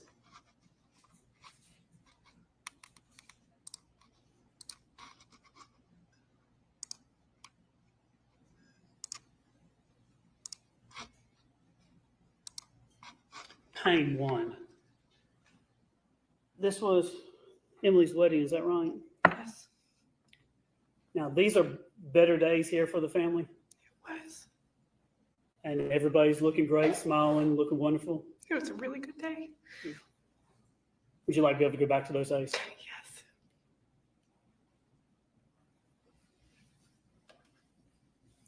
Now, I know a child cannot measure the love for their mother, but you do love your mom, right? And my dad, yes. And you are her child? Yes, You're her daughter? that is correct. You're her favorite daughter, aren't you? I wouldn't say that. You're her favorite child, aren't you? I wouldn't say that. Do you say that she has the same positive feelings towards the other three as she does to you as we sit here? I think my mother equally talked about us positively and negatively. You're the only child that's siding with her, though, correct? I'm the one that's choosing to believe that she's innocent until proven guilty. And it's your belief. I understand that. But again, my question is, you're the only one that's on her side or choosing to believe as you do, correct? I'm the only one choosing to believe in the justice system. And you're the only one that's had a continuing relationship with her since the murder of your father, right? Yes. In fact, at times, you've not only been a daughter and a child of her, but you've been an advocate for her, right? I have been a support system in the sense of I had to be the strength when nobody else would be. And what I mean by that, there are times that she would call you from jail or contact you somehow when she's out, and she would ask you to go and talk to other people and do things, right? Correct. She would get you, whether it's with the house or meeting with the attorney, she wanted you to relay certain information. Is that fair? She wanted to, but sometimes I would, sometimes I wouldn't. A lot of times I would say yeah, and then I wouldn't do it. But times you would, right? Yes. And you haven't heard the jail calls that we have between you and her. You haven't seen that at trial, have you? No. So you don't know what has been said between you and her that the jury already knows about, right? No. I know it. Potentially, if I heard it, I would obviously, if it was a conversation between us. And you agree with me that your relationship with your brothers and sisters has soured since all this happened? Unfortunately. And it upsets you because they're not taking up for your mom, right? No, it upsets me because it shows how much that they love me. It has nothing to do with her. It has everything to do with I'm their sister, and they left me.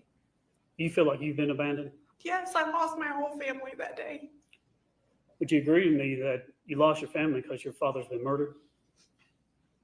That was the cause and reaction, I guess you would say. And from their standpoint, it's fair to see that they have feelings that their mother has murdered their father, so they have hard feelings because of that. And rightfully so. Now, you talking about, I was asking you earlier about your beliefs and your opinions on things, and you do give some information. Like, do you remember telling the defense on direct examination that on July 4th of 2018, you just wanted to have a quiet time with your family at Lake Lanier? Is that What I want every day of my life. And you talked about that's because there was drama with Chris and Jenna the year before, right? Correct. There's usually more to the story than just what one side brings out at times. Isn't that true? I could say that's true. Your husband, Chad Bruce, is kind of a prankster. He teases people, doesn't he? He's funny. He likes to have fun. So you talk about Jenna getting upset that day and all that, but that day in 2017, y'all actually scared Jenna twice, didn't you? It may have been twice. I know of once because she was not very happy with me. You know, one time when she was sitting in the car and went up and scared her. The next time y'all hid behind a bush when she came by and scared her again, right? I know about the bush, yes. Yeah. And then she got so upset that afterwards because she didn't want to be scared, and you did it twice, that she actually kicked a drink and went all over you and Chad, right? Correct. And you basically had to talk to Chad and say, hey. I mean, I wouldn't have to talk to him, but It made y'all mad, didn't it? I wouldn't say it made us mad. We were just like, I think that was a bit of an overreaction. We were just having a good time. Well, you tell all the people that at that point you decided to never go back out with them again. That was because of their drinking. Right? But you can understand if you get scared twice, it can upset people, right? I understand that it was insensitive at the time, but it was all in good fun. Could be The bullying. girls were with us when we did that, I believe. I'm almost positive that they were with us.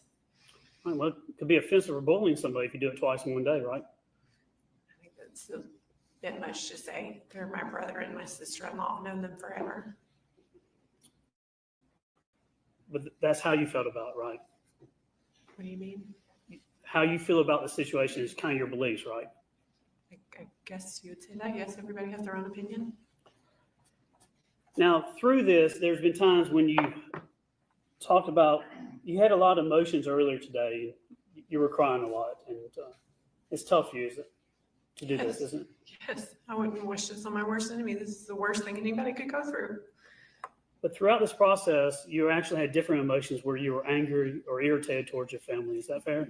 I had a lot of anger for many years after this. And how we see you today, how you emote today, is not necessarily how you emoted on a jail call or how you had your emotions you would have around Scott or Chris, right? Yeah, I've done a lot. I've come in a relationship with God, and I've had my son, and that has drastically changed my life and my outlook and how I handle certain situations. And so you have gotten upset and gotten on them, barked back with them as they barked with you in the past, right? I would say so. I mean, I've reviewed text messages knowing that this trial has come, and I know that I understand why they feel the way they do. I do. I really do understand, and they're rightful for that. But I don't feel like the way that they treated me in response was needed, to the point of where when my dad's mother died, they didn't even tell me she had a stroke and she was on her deathbed. I had to find out through my aunt on social media because my siblings didn't even have the common courtesy to tell me. You're upset with them. At that time, yes. And there are two main categories that y'all were, whether you want to say arguing or disagreeing over or having hard times over. It was the murder of your father. That's one, right? Yes, very And hard. then the other is, what do we do with the estate afterwards, correct? Correct. So one was the murder and the other was kind of related to money or property, right? It was always an argument. It couldn't ever be civil. It always had to be an issue. And I was doing everything that was legal. I worked with the estate attorney. I did everything I was supposed to, and everybody knew what I was doing. And I think the term you were trying to find earlier, because I'm a lawyer and I forget it too, because I don't do that as a temporary administrator of the estate. Sounds correct. And that's what Chris was he had been appointed temporary administrator. He had petitioned or whatever, I don't know what you call it, but he went to the courthouse and was able to get. Right. And so if someone dies without a will, their estate is probated, has to go through the court system, correct? As far as I know, yes. I mean, that's why you've got other people, you got a third party, I think you described as, it's in the court system, right? Yes, I wanted somebody that was not tied to the family to handle it. Good, right. I mean, that's common sense. That's very good because family can have lots of hard feelings or strong feelings, right? Yes, So a third party is a good thing, correct? absolutely. But until you get to that, sometimes the family has to be involved in what's going on, right? Correct. And when you try to get property back, because part of the thing that you have to do is make sure that the estate doesn't dissipate or go away. You have to protect it. Correct. So your view may be when it comes to getting things back like the Mercedes or something like that, you may disagree in how they're doing it, but you would agree that they would have a duty to try to make sure all property is accounted for, right? Absolutely. It just upset you that it was your brother at times and the way you did it. I was upset because I was having to pay car insurance, and then I had to drop car insurance on, I think, the Sequoia or something. But basically he was taking his truck and the Sequoia and things like that. But it was always an argument, and I didn't want to be responsible for any of it anymore. You didn't ask for any of this, did you? God, No, you don't want this. No. no. You know, they say most divorces happen over money. You've heard that before? Yes. Money causes a lot of problems in many ways, right? But in your situation, you not only have money, but you have murder, right? I guess, yeah. I mean, you agree your father was murdered, right? Yes. Now, when your mom, at times, through years, she was living with you and Chad at one point? In the very beginning, yes. And then after she came home, yeah. She would eat your food, use your resources, stay at your house, things like that? Stage my house. Stay. She would use your Oh, resources, stay. your food, money. She was Electricity. 100% reliant on me. Now, do you know David and Alan? Do Yes. you see Alan here in court today? Yes. They're good friends, Of hers, yes. and they've been helping her out during this time. I believe so, yes. Let me ask you some questions about your dad. As you look at the photograph, was this a happy day for everybody? It was. How much do you love your dad? My dad? He's the best thing that ever happened to me. I don't miss him. He was a great provider. Absolutely. He would take care of Chris. He took care of all of us. You, Scott, Emily, provided everything for y'all, right? Yes. And he gave money to them. Yes. And at times, you understand that. Do you not, that his money, the money he earned, that's his money. You can also say it's her money too, but he's earned that money. Do you understand that that's his money? He can do whatever he wants with it. That's right. He can do whatever he wants. So if he wanted to treat one child different from another child, he could do that, right? That was his prerogative. Yes. That was his prerogative. If he wanted to give money to Chris, even when Chris is not doing what he should be doing in your eyes, he could still do that, right? It was his money. Yeah, if he wants Scott to live in the land and just kind of freeload for a while until he gets his feet, if it was beneficial for him, he could do that, right? That's what he chose to do. If he wanted to give Emily money for something, give her a loan or whatever it was, it's his money. He could do that, right? All you had to do was ask. But there are many times that you would disagree with that and voice your disagreement to other people, right? Repeat that. You would have your own opinions at times that you didn't like that. He told me he was very upset. He made it clear that he did not necessarily like giving out money. He told me that directly. My question is that you would voice to other people throughout this process that you didn't think it was fair, or you didn't like how Chris or Scott or Emily were using, getting money from your dad. You didn't like that, did you? I think they needed to grow up and stop asking their dad for money. And you made it known to many people that that's how you felt, right? I guess. Your dad gave you, I think, 2 cars. Is that right? We all got a new vehicle when we got our driver's license. Pay for your college when you went? Yep. Pay for your apartment? At college, yes. Gave you $8,000 for the venue for your wedding? I think it was 6, maybe 8. 6,000? I don't know, something like that. It was just the deposit. Well, it didn't give me the money, but he paid for it. Do you know how much you paid overall for your wedding? I didn't get to have a wedding, so just the deposit on Foxhall. You didn't have a wedding? I had a wedding, but Chad and I fully funded it. And did you know that your mother, do you know if your mother ever asked Emily about for the loan? She had said something about Emily having a loan. Did you know that, do you know whether or not your mother, after the death of your dad, went to Emily and said, I need that money back? I think so, but I'm not 100% sure. Did your mom ask any money back from you for anything? She wouldn't need money from me. She didn't ask you for any money back, did she? I mean, I had to support her, but I never had taken cash from my father since I was in my early 20s. You made on direct, you talked about that your dad's view was, I think he actually said to you, you told law enforcement during the interview that your dad said something along the lines of, once you're married, done, no exceptions. Do you remember that? I don't know in what context you mean. When it came to you talking about the view of your father, you know, there was troubles with Ted Wiley, how your dad viewed marriage, because you talked to him one day, I think, about after he helped you move out of the apartment with the other boyfriend. Y'all sitting in a restaurant eating. Mom gets up, remember that? And you say, Dad, she wasn't there with us. Okay. Do you remember telling law enforcement or statements that your dad's view was basically once it's a marriage you're in? He said he loved her and he wanted to be with her. Do you remember there was a time you said that I think you were talking to Cameron, insisting that she understands that in marriage, if you make a vow to somebody, you take that seriously. I don't recall that. Remember your dad saying, in your words, saying something like, I'm glad one of my children understands the loyalty you're supposed to have in a marriage? That could sound something like my dad would say.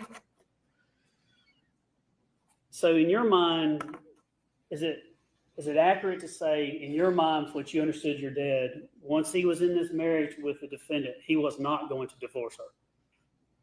No, he never seemed at one point that he was going to divorce her. So she was stuck in the marriage because he wasn't going to divorce her. I begged them both to divorce each other because they were miserable. And I was sick of hearing about it. So it would have taken something outside of your dad for the marriage, for her to leave that marriage, right? One more time, I'm sorry. It would have taken something outside of your dad. Your mother would have had to do something to leave that marriage. No, I think my mother could have left at any time, and so could have my dad. They both were grown. I think they could have both made that decision, but I think they just wanted to stay married. At some point, you thought your dad was paranoid about your mom cheating on him. Is that true? I think that's fair to say ever since she had the affair with Ted. Right. And the word you used when you talked to law enforcement, you just said you thought your dad was paranoid about your mom possibly cheating on him. You ever use that word, paranoid? No, but rightfully so. If you have a partner that cheats on you, I don't think that feeling would ever go away. Right. But have you come to learn that she actually was cheating on your dad with Rusty? And since then, yes, It's not paranoia when it's true, correct? absolutely. I don't blame him for how he felt. But that other piece of evidence that you didn't have, that new information that she was having an affair with Rusty, that changes things, doesn't it? I mean, in what sense? That you thought your dad one time was paranoid because you thought mom was not cheating.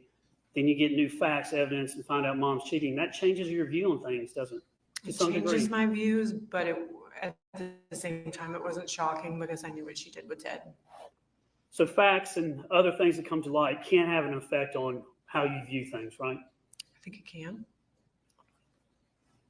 Now, you say that you did not know about Rusty Barton and the affair. Is that right? We knew of him. There were rumors. I don't remember from who. He was in the picture. I knew he was at Emily's wedding. I didn't know why he was there. I remember my mom and him dancing and all of that. And I got upset. And This is pane 3. Do you see Rusty in the background there? I do. You see him? I do. See him in the background there with your mom? I do. That's pane 4. Pane 5, you see Rusty in the background with your mom? I do. Pane 6, see him back there? Correct. See him over here with your mom? Your mom's right through here. Mm-hmm. Yes. See him with Chad right here? Yes. Chad met everybody new. We were only 6 months dating at that point.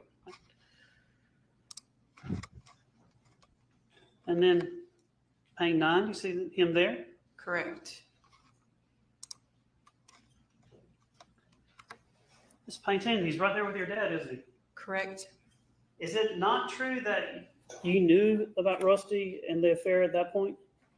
Not the depth of anything. I just knew he was I knew he was related to Martha Jane. That was the depth of it. And then my dad would always say something, or Scott would say something, but I tried to stay out of it. I didn't want to get involved. And did you not get upset, and your sister and brother see you get upset and say something because of Rusty was there at the wedding? I don't know if they saw me, but Was it I know not that offensive to you? I'm sorry, go ahead. I remember vaguely I was intoxicated that night. But I remember he was there, and I don't condone that kind of behavior. I don't. So I could see where I would have gotten upset. It's just a situation where you see something like that, you just purposely just almost have ignorance, almost just saying, I don't want to see what's happening. Partially of that, and I knew my dad knew he was there. If my dad accepted it, then I followed my dad's lead. And you don't know, or do you know how your dad has told other people how he felt, how that affected him? You have any idea what he said, or text, or anything? No, I didn't after Ted, I told him, and the offensive pictures he sent me and the way he involved me with that, I made it very clear I didn't want to be involved. So why did you tell law enforcement on July that you didn't know anything about the Rusty Barton affair? In July, 2018. because I didn't know the depths of anything. But this was 2016. I didn't, honestly, I wouldn't have, I knew he was there, but I didn't know, I thought he was related to Martha Jane.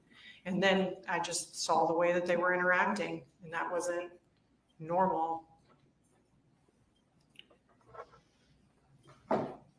You have learned some new information in this case, but I want to know, in the beginning, you just thought that your dad had heat stroke or something and maybe passed out on the property on July. Anything could have been 2000. possible. But that's what you were thinking. Maybe he had heat stroke or something, right? Yeah, And then when his remains were found in the burn pile, you were not thinking murder or anything, thinking maybe he just had a medical episode and fell in, correct? correct. You told law enforcement, I just don't know. You were you just didn't know what happened, right? I was in shock. In shock. You were able to talk to, I think, Sergeant Hands and then Detective Hayes. I don't remember talking to Hands. All I remember was talking to Hayes. And again, Hayes could have told me, I don't remember anything. Right. And sometimes when we have something in our evidence called excited utterance. Sometimes when you're in shock or under the stress, you don't have time to come up with clever things or things. You just come off and just state what's in your heart, right? I would assume. So in many ways, being under stress or being under that excitement, you just say what is really there, right? I guess.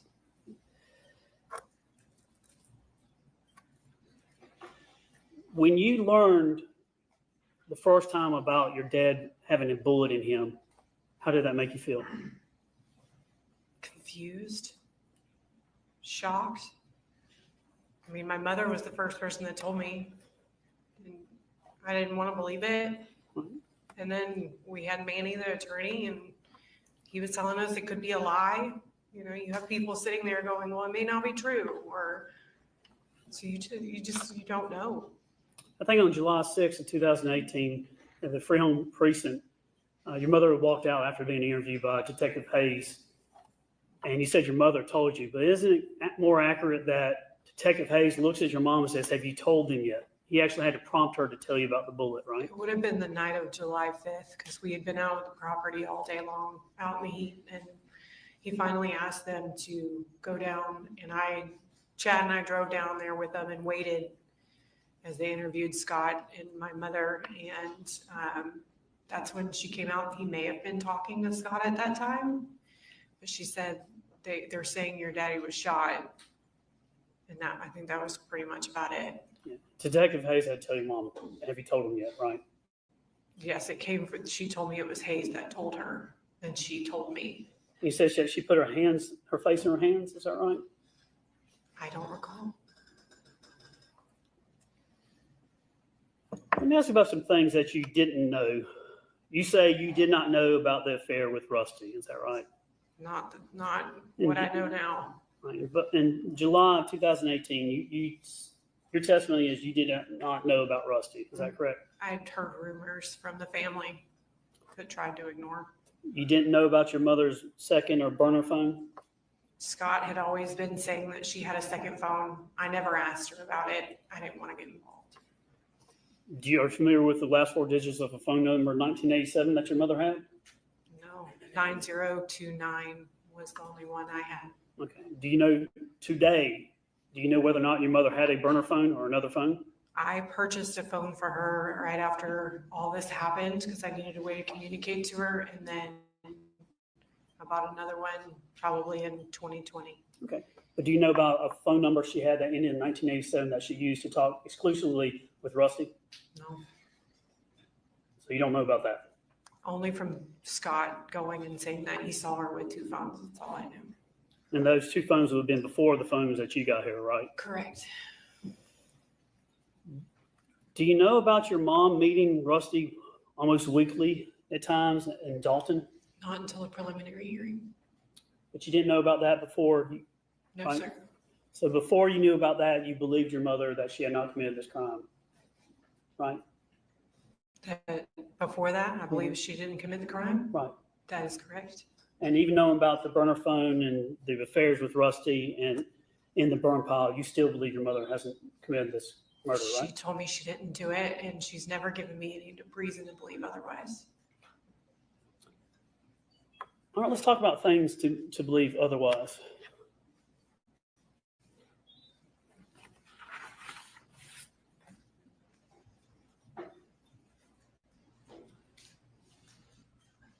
Judgment approach. It's fair. So I'm going to put this, judge this time I tender evidence, A Ferris 1. No objection. We'll put it on the screen too. Right? Your belief system when it comes to your mother comes from, in many ways, doesn't come from the evidence. It's coming from your worldview or your the way you see things. Is that fair? Yes, and probably a little bit of denial. I want to go to, this is A Ferris 1. It's a phone extraction. And it contains text messages between, is it her? Okay, this is your mother's phone. And I'm on page 2 of the screen here. It's kind of hard to, but there's this from and to. Mhm. This is from your mom to you. Did you know about your mother going to Jamaica with Rusty? No. In September the 3rd of 2017, did you have any idea that she had gone on to, I think, had something to do with hedonism or hedonistic or something like that, a resort in Jamaica? No. All right. If you would, what is, this is from her to you. You see your phone number, everything there? Correct. What is the date of this text message? 9/3/17.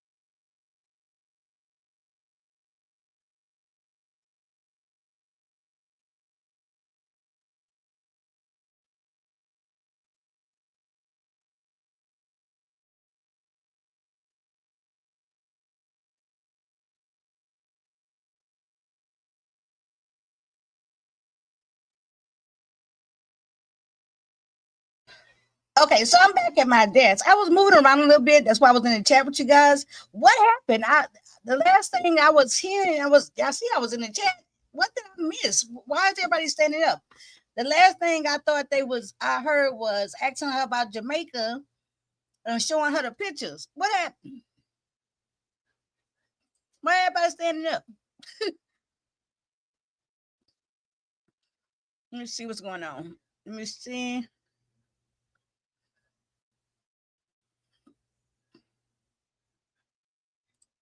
Follow along. Okay, let me be patient. It just went quiet. Okay, it was weird, huh? I'm trying to see if I can. It's been a minute, like a week. I don't think I showed y'all any like at the end of the session, at the end of this court hearing tonight. I want to be able to show y'all this video of Apollo and his brother and sister from downstairs. Hey, there's one. Let's do it this way. Well, here's what I'm gonna do. I'm gonna put it on this one. Okay. Keep that one blank so the jury can see from this screen and follow along, but then that's not being put on the camera. So, Judge, I just saw another place on here as we scroll. So that's fine. Okay. I mean, they're not looking at this screen, and they got it killed back there, so we're So good. it's not going to go out even though I see it. Correct. Arguably, we'll see. Maybe you understand what we're trying to do, right? That was the court went I'll on find mute. out tonight when I. Right. We're trying to keep some things redacted. So my understanding, Judge, is her phone number, Right. other information is not going to go on the internet. That's what we're hoping to try to do. All right, go ahead. Let's do this. Getting back, you did not know about your mom going on a trip with Rusty to Jamaica. Is that right? That's correct. I did not know. On September 3rd, 2017 at 9:10 a.m., your mother sends you this text message. Can you just read out loud for us the body of the text message? Sherry has talked me into going with her to Minnesota, leaving this afternoon, be back by next weekend. That's her home, family there, cabin in the woods. Call you in a bit.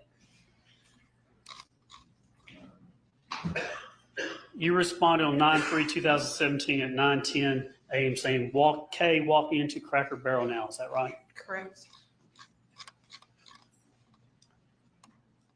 Tell her, respond again, leaving phone in the car. Is that right? That was me or her. I don't know. Sure. Okay.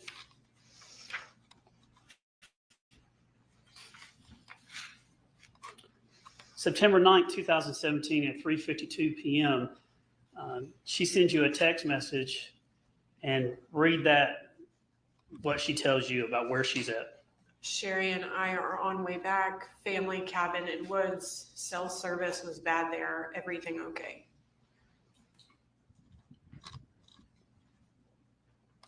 September 9th, 2017, 4:05 p.m., you text her. What do you say? Yeah, I tried calling you a couple of times. I got Emily's baby shower invitation. Otherwise, everything's same as usual. Did you have fun?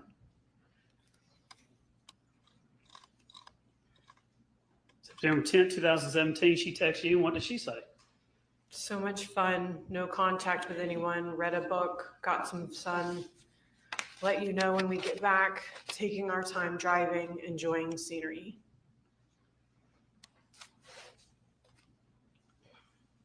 You knew where she was in the sense of being in Minnesota based on what she tells you. Is that right? Yeah, I don't remember these text messages, but I took her word for it. You've taken her word on a lot of things, haven't you? That's all you can do with people, I guess. So what they trying to say? She wasn't in Minnesota. She never was in admitted to Jamaica. you that she went for a week or so to Jamaica with Russell. No. Did you know about the credit card? That Oh yeah, Russell that's had what given they her? saying. I think after the preliminary hearing, I think, but I'm not 100% sure. Do you know about the tattoo XO that she had? I think Ella or Addison had mentioned it, but I personally never saw it. Did she ever say whether or not that was related to Rusty in any way? I wouldn't have known. Did you know that she was with Rusty when she got the tattoo? Wouldn't have known that either. You didn't ask her those questions? Why would I? Ella and Addison told me about it. I didn't get involved. But on July 5th of 2019, when you watched the prelim, you actually told her that you were taking notes on everything that was said during the prelim, right? Yeah, it was a lot of information coming at once. You didn't feel the need to go and confront her and say, why haven't you told me this? Or why have you lied to me about this? I don't know if I did or not. I don't remember. I mean, she was arrested at that point. I just don't remember.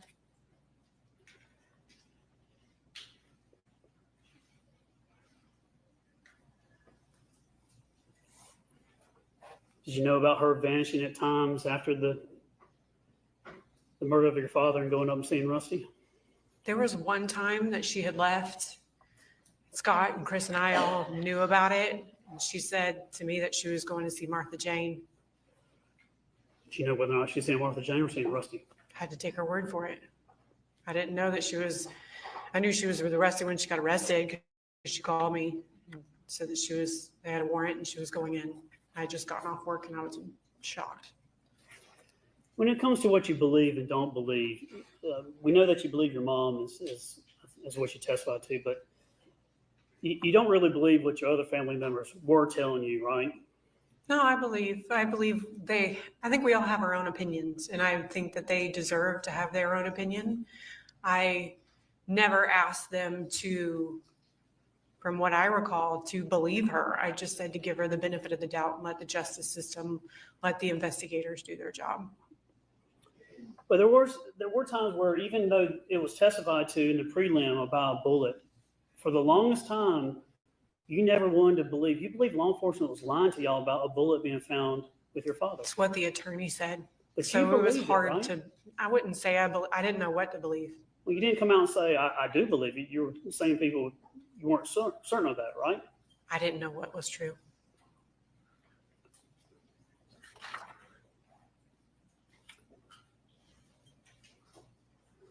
There's some dates that you were interviewed who gave interviews. There's 4 that I have here. Do you remember giving an interview on Thursday, July 5th of 2018, about 23 minutes with Detective Hayes? Was July 5th? Mm-hmm. The day your father was found Yeah. at the scene. I was standing at the fence and I think he was recording me on like a tape recorder or something, I think. And do you remember giving an interview on Wednesday, July 11, 2018, with a phone call with Detective Hayes talking about they had frozen some of your money, I think $800 or something. Do you remember calling him about that? I know that. So when I was in middle school and I got my first checking account, we somehow like opened it under my dad. It wasn't his account. I didn't have access to his account, but somehow, some way, my account was attached and they shut down all of my financials as well. Well, I say all of my financials, my one checking account.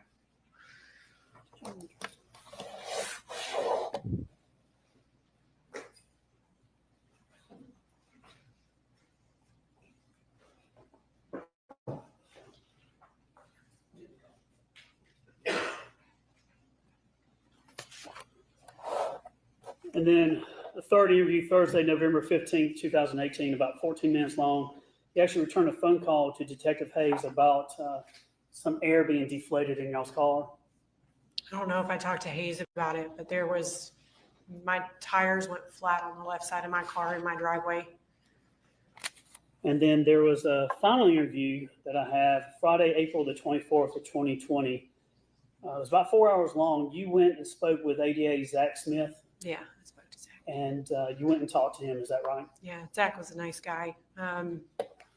He approached me after being here one day. I don't know if it was a preliminary or something, and he kindly asked me, because I was a little upset that nobody wanted to talk to me. I'm like, it made no sense to me that I wasn't talked to, and I was like, you know what, since he asked so nicely, and I think it was a couple of times, and I was like, okay, I'll sit down and talk to you.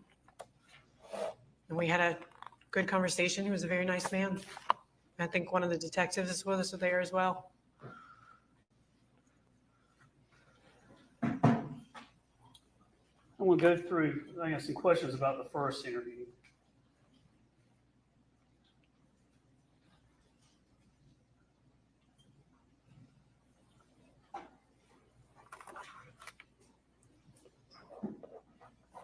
So Thursday, July 5th, 2018. Do you remember you staying that, so that was Thursday, but staying that the night before, your mother called you and said that she was going to the barn to let the goats out or put the goats up or do whatever they do. Do you remember that? I don't recall. Would there be any reason that would that be consistent with what your mom would do? Yes, sir. It would be? Yes, sir. So she would know and go let the goats out and do stuff like that? Yeah, especially if Scott wasn't there. Do you remember your mom saying that she woke up on Thursday when y'all found your dad? Before that, about 8:15, she called you and said she was going to Walmart? Possibly. I think so. I'm not 100% sure. But that would not shock me to say she went to Walmart. And one of the things with your dad, if he would not be at the house, if he would leave, you knew that he would always take his car and his wallet with him. That would make sense.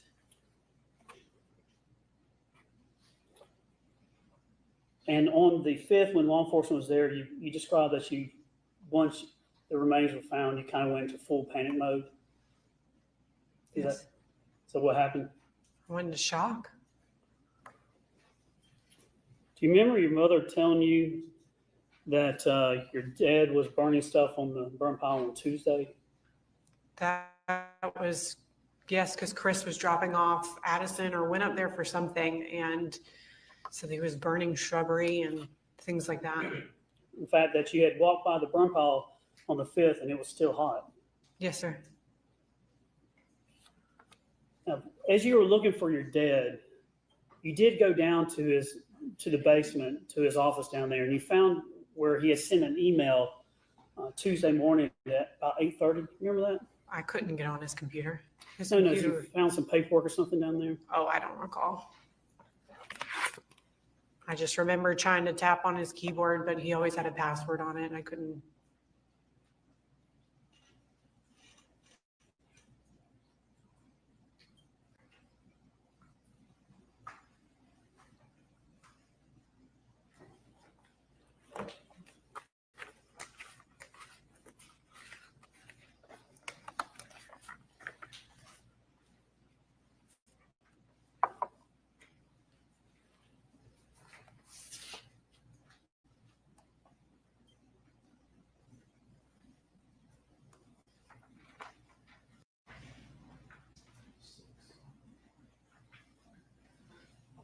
To refresh your memory, just to look at something and see if you can remember. This is a not official transcript of your interview, but I'm going to show you something from your interview. This is page 6 for the record. If you would, just read, just to yourself, just those 2 paragraphs. Just these two. Yes, ma'am, just right there will give you the context of it.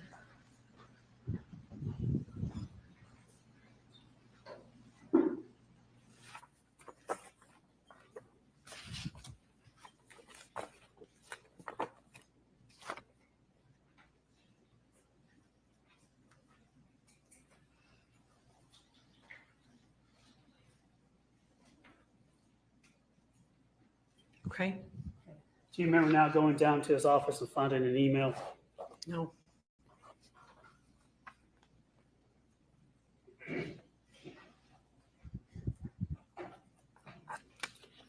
That morning, you did walk up to the barn and saw the tractor, is that right? I really don't remember if I saw the tractor or not. I would assume I did.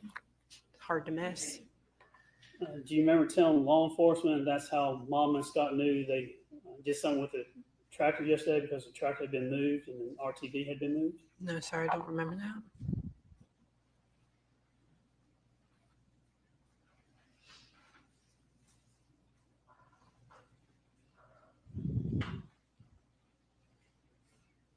You still have that same piece of paper there in front of you? Yes, sir. Look at the paragraph that says, I was like, well, just read that one to yourself. No. Uh-huh.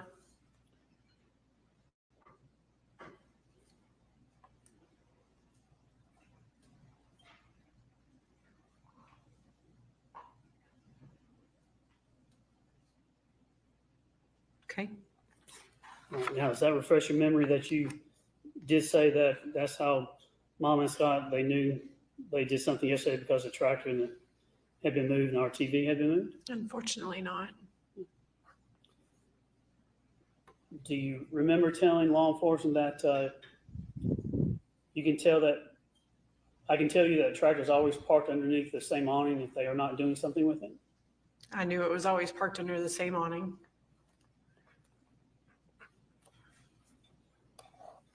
So that tractor, as far as you knew, if it was not being done, it would be parked under that awning and not out as it was that day on the 5th. That's where it was normally parked, but I don't know if they were doing something. It could have been very well left out. I wasn't involved in their day-to-day farming activities.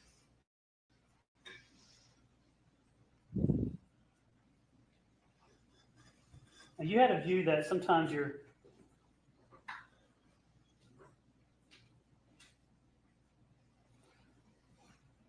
is it not true that sometimes you felt like that your dad saw you as your mother's twin? She said he would say like you kind of you're I don't know how, because I don't see it, but I think that maybe that might have something. He may have said something like that. And you told law enforcement that thought maybe your dad had a view of trying to get his money. I don't about me trying to get his money. But your dad thought you were your mother's twin, maybe trying to get his money. No, I don't think it in that sense. I think it in the way of like our behavior, I guess, in the sense of I don't really know how to put it, but it was didn't have anything to do over money. I never asked him for anything except for my wedding, but he gave me permission for that. Would it help to refresh your memory? See if it would help to look at another thing. Sure. This is page 9 for the record. Just read that to yourself, that top paragraph.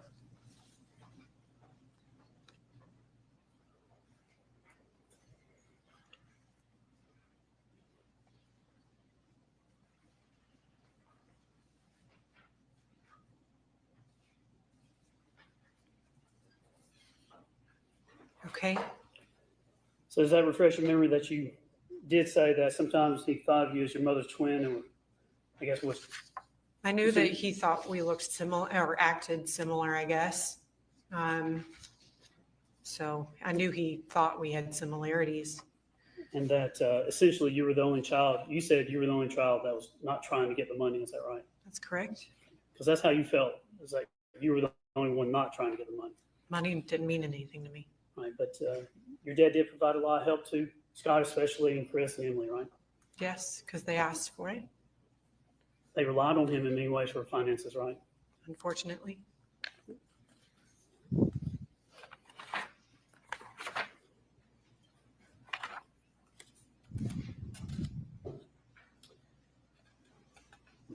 And your dad, when Chad went, he asked your mom and dad for your hand in marriage and went to him and asked him to be married, right? He did. That was a happy time for you. It was. Yeah, your dad was happy, wasn't Yes. he? Yeah. He was happy that Chad was coming to you. Good Chad's a good man. Yeah. Yeah, and Chad would kind of joke around and kid with your dad because your dad smoked cigarettes and he vaped, so they'd kind of hang out. Yeah. And your husband Chad he's a big guy, right? I'm not as big as my brothers and my dad, Yeah. but he's He's a tough guy. 6'1". Yeah, he's a tough guy, isn't he? He's an alpha male. Yeah, he is. And he's loyal to you, isn't he? Yes, he is. And loves you to death. I hope so. Loved your dad. Yes. Tried to hang out with him. Yes. And in fact, it hurt you when your dad approached you and thought that maybe Chad was doing something with Melody. Correct. That really made you angry. Yes. But he did come to you and say something to you about that. He didn't called me, and then when I immediately told him that there was no way that could possibly be true, he was like, "I'm sorry, baby. I'm sorry. I'm sorry," because they would work him up, and then I would talk to him, and he'd be like, "I'm sorry," and we were fine after that. And your husband, now fiance, back in 2018, had a very close relationship with your mom. My husband had a normal mother-in-law, father-in-law relationship. He has a very strong sense of family and being with those that you love. And I think that's why I tried to spend so much time with him in the year leading up to this, is because I really wanted to kindle what relationship I could with my parents. It was attractive what Chad, how he felt about family, right? He's a good family man. But he would talk to your mom and text almost every day. I wouldn't say every day, but I mean, they had a friend. I talked to my mom every day, so it was about the same as me, I guess. But he would talk or communicate very often with your mom. I don't know as very often would be, but I mean, they weren't strangers. I mean, they're friends. I guess you could say that. Enjoyed doing stuff together? Only if I was there. What do you mean by? No, I mean with you. He was not opposed to your mom. Yeah, I mean, it was, me and Chad, and then it was hanging out with my family. So he was very cordial, very polite. Gets along with your mom. Yeah. Not He against didn't your want to try to start turmoil or anything. He's not against your mom even today, right? No. But Scott opposed the marriage a little bit. When he went and asked Scott, was like, nah, I don't think this is right. It's too soon. That's what I heard. That didn't make you feel good either, did it? It's typical Scott. One of the things you're talking about with law enforcement is that on July 4th, Emily sent out a group text to everybody, including your dad. Do you remember that? On July 4th, we were at Lake Lanier, and I don't know who, I know Emily was in it, and I know I was in it because she sent a picture of Olivia, and I sent back a picture of Chad and I at Lake Lanier Islands. About 2 o'clock on the afternoon, Emily sent out a group text saying Olivia misses everybody or something, says hey or something like that, I believe right? so. And you thought that was odd because your dad, you said she always sends it out, but he never answered back, and he always answers back, always. Your dad would always answer those group texts. Unless he was busy doing something, but yeah. I mean, you use the word always several times. That's just what your dad would do. He would respond to the group text with Emily. And I don't think he would ignore anybody's text messages, but And you thought that was strange that he hadn't at that time. not at that time, no. But looking back now, Looking back on it, yes, but there's been moments in our text messages where I would say something and he wouldn't reply back, and he would text me and I wouldn't reply back. and then when you were talking to Higgs, you talked about that your mother, the issue of his wallet came up, and she said his wallet was in the car. You said your mother said that the wallet was in the car. I think she said it was in the car. I just remember that at some point, I think she came out with it. It showed up. And you talked about your dad was a workaholic. He loved to work. Yes. And he would be working even all the time. Yes. Does it surprise you or is it shocking to you that during that first conversation, you didn't mention anything about the guns with Scott? What do you mean? You didn't say anything about guns During what conversation? I'm sorry. with Hayes, Detective Hayes. I couldn't think straight. Do you remember saying that you were upset or angry with the sheriff's office because they made y'all wait outside in the hot sun until they talked to you? That was a long day. It was It a was a long painful day. Very painful day. And they were just trying to figure out what was happening with your dad. So it's a process, right? As the years have gone, I understand that they had a job to do, and their feelings about our emotions were not at the top of their list. And from that very first day, you were frustrated with law enforcement, how long they were taking, what they were doing, how they were talking to your mom and things like that. You were just frustrated and irritated with law enforcement. I think it was a natural sense of being upset with the situation. I think I was angry for many years.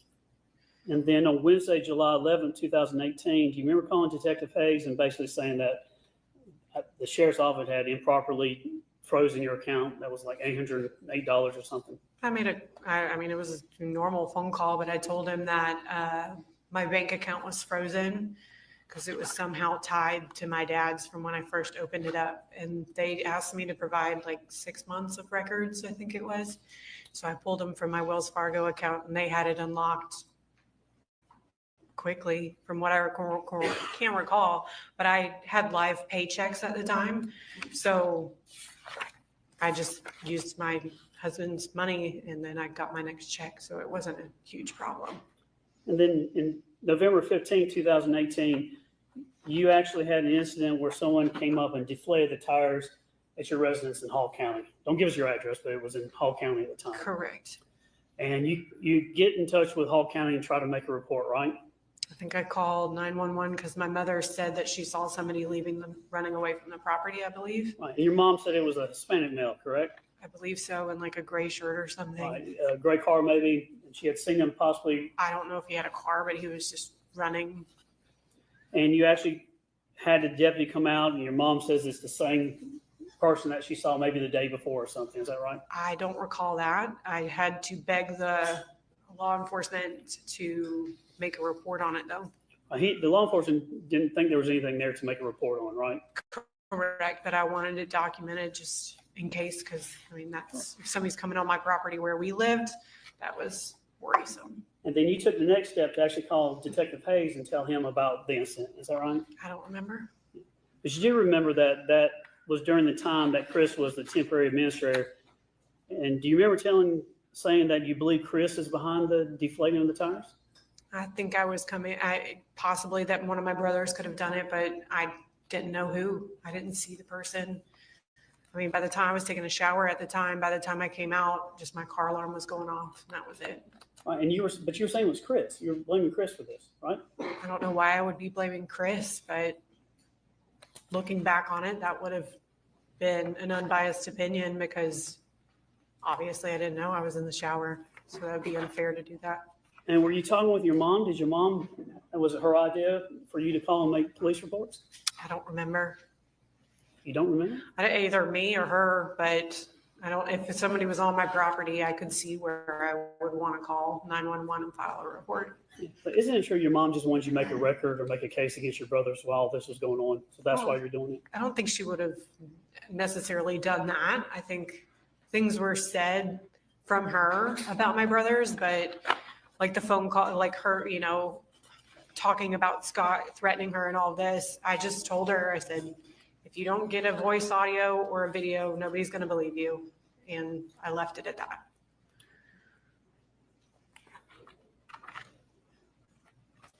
You haven't heard the jail calls that we've had between you and your mother, have you?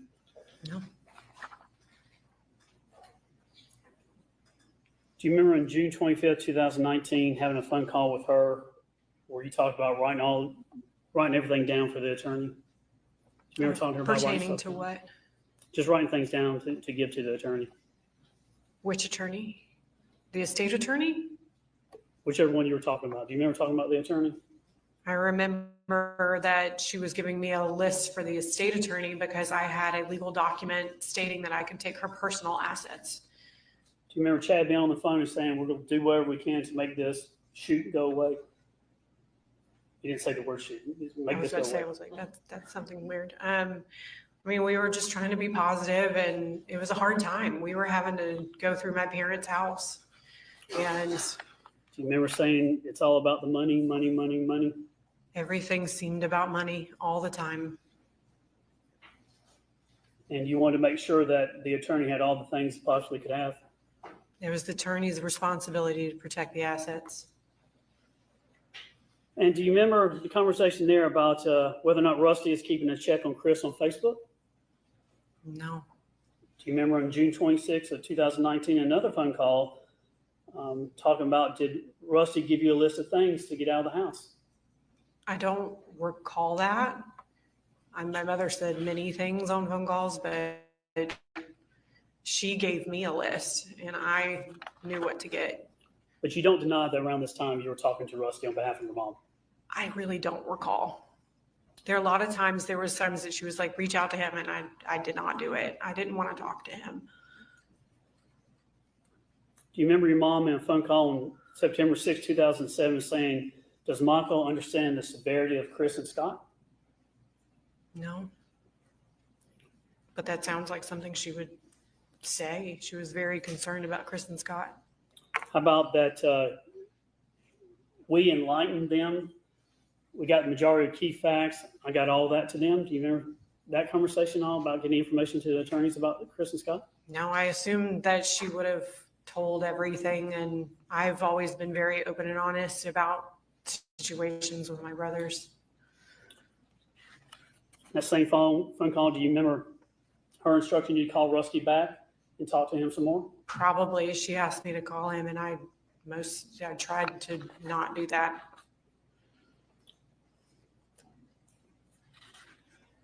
On July 5th of 2019, after the prelim and facts came out in the hearing that you didn't know about, you called your mom and talked to her, didn't you? I would assume so. Do you remember telling you or saying, let me caution you not to say anything on this phone call? I said that, or she said that? She. I would imagine. So she was always, I mean, I knew the phone calls were being recorded and I didn't have anything to hide. So she would say that. I don't know. Well, I'm not saying you said that. I'm saying Yeah. she said. Possibly, I would assume so. I would assume her attorneys advised her. Do you remember after learning new information, including he's in the burn pile by Rusty, that phone call? Do you remember telling your mom that you have a few questions for people? Yeah, that was a very concerning piece of information. And But that's the phone call to Rusty when I had to go get the dogs. And he had talked to him on the phone. I said, "Did she say this?" And he said, "No." And then other phone calls, you keep talking about you still stand where you've always stood with your mom. In other words, you still believe that she didn't commit the murder. Remember saying things like that?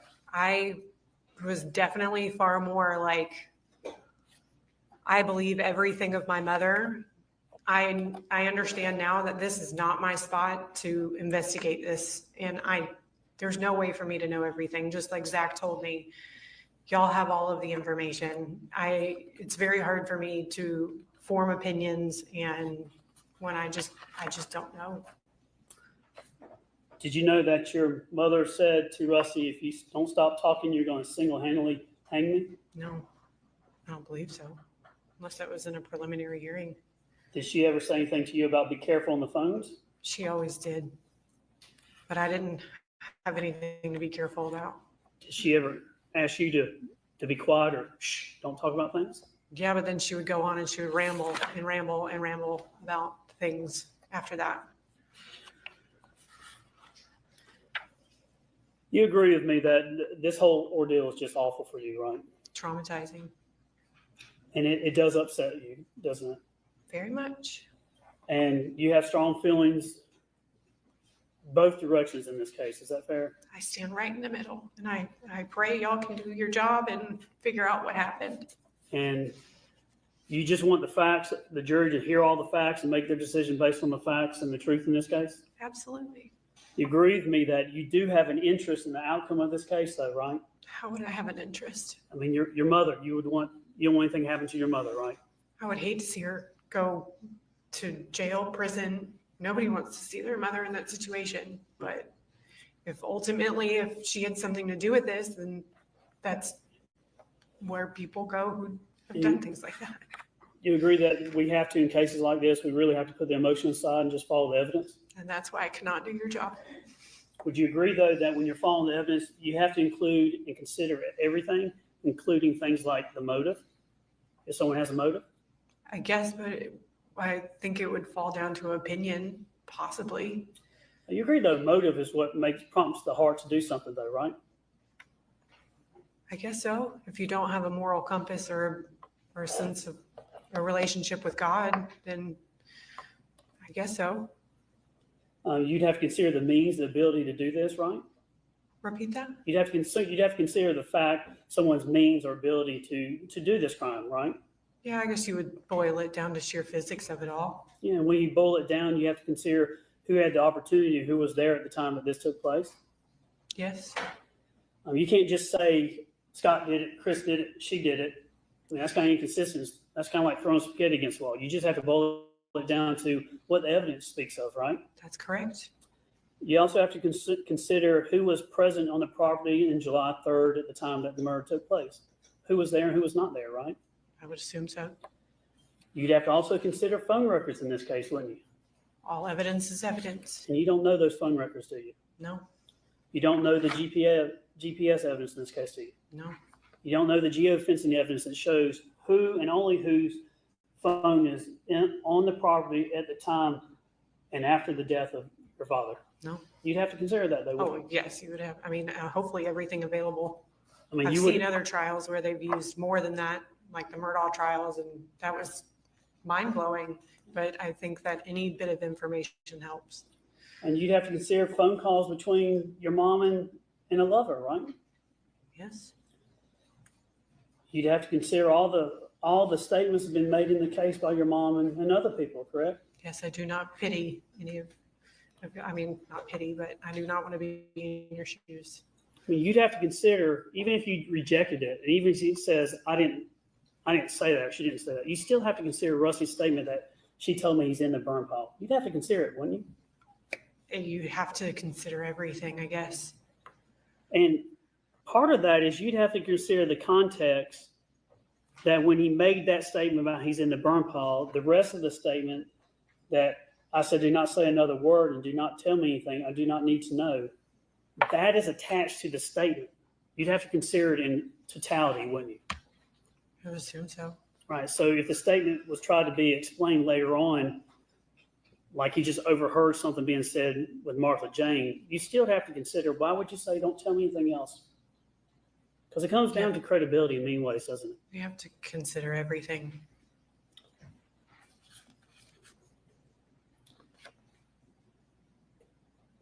Did you know your mom had a text message one time about your dad says, I hope you die alone in a gruesome death? No. You'd have to consider that too, wouldn't you? Evidence is evidence. Do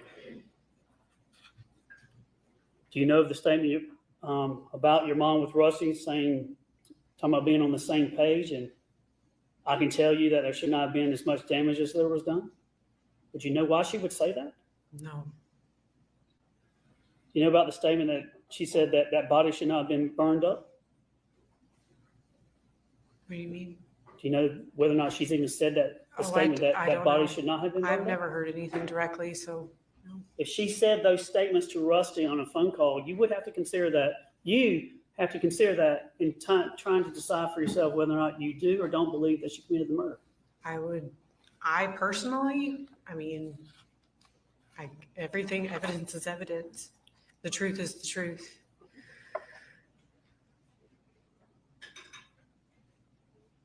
If someone intentionally commits a murder and burns a body, and they're not crazy, they would be conscious of what they did, right? I would assume so. As you would have to consider in this case, and you yourself would consider, if there's a lot of lies and deceptions, wouldn't you agree with me that that speaks to the guilty mindset of the person that did it? I don't know. And you don't know, Amanda, because you don't want to believe your mom committed this murder, right? I don't want to believe my mother would ever do anything like that. I don't want to believe anybody would do something like that. Another further judgment. Sure. Briefly, Judge.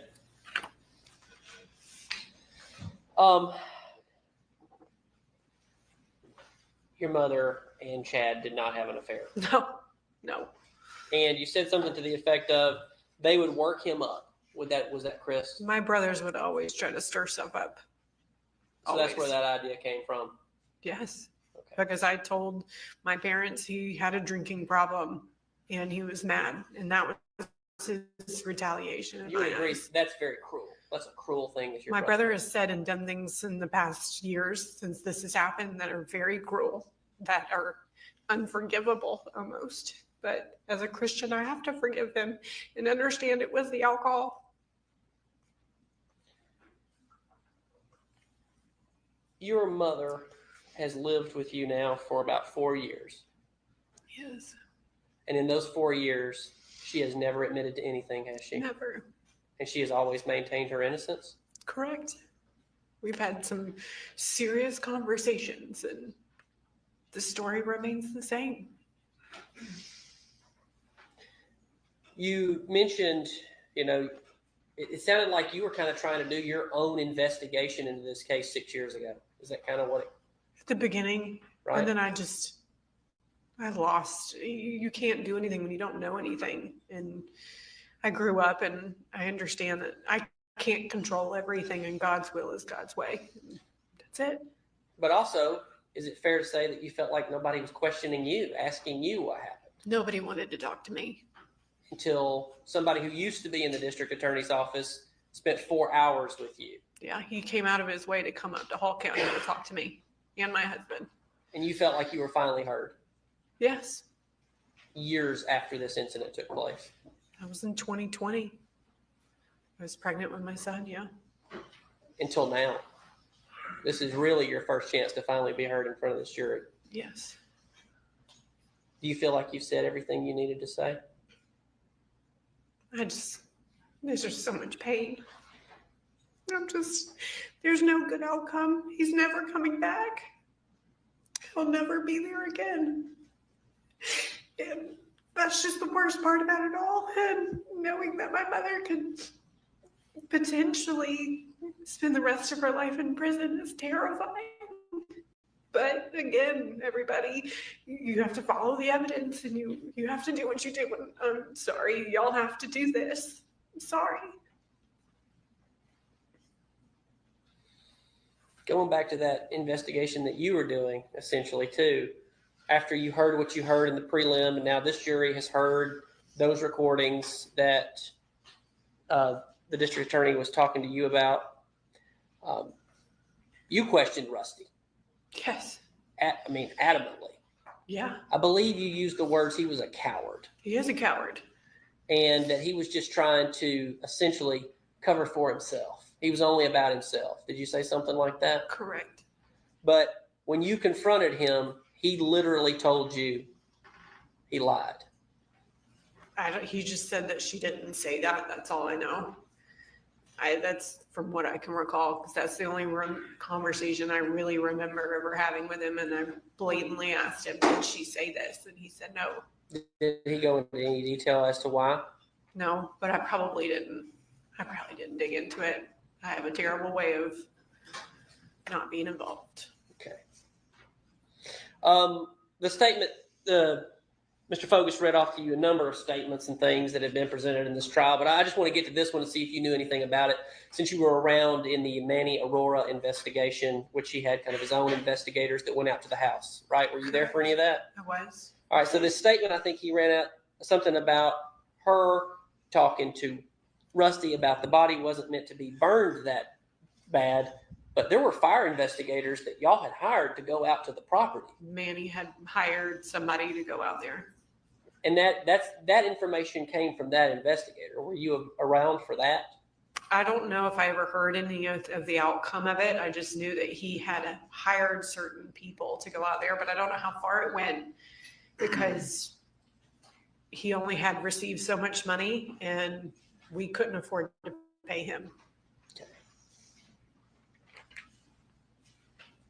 Before I said, is there anything else you want to say to this jury? I'm sorry that you have to be here.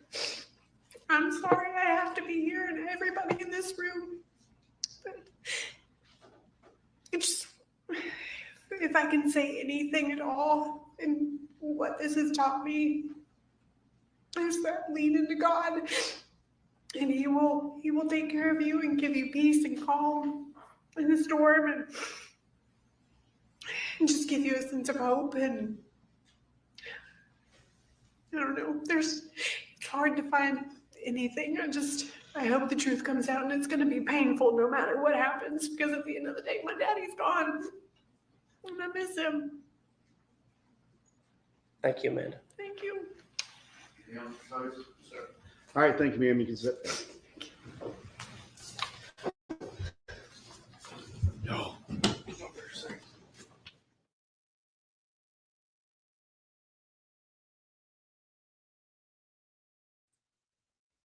That was intense. That got really intense. You know, I didn't really understand why it was such a push from the state to get her to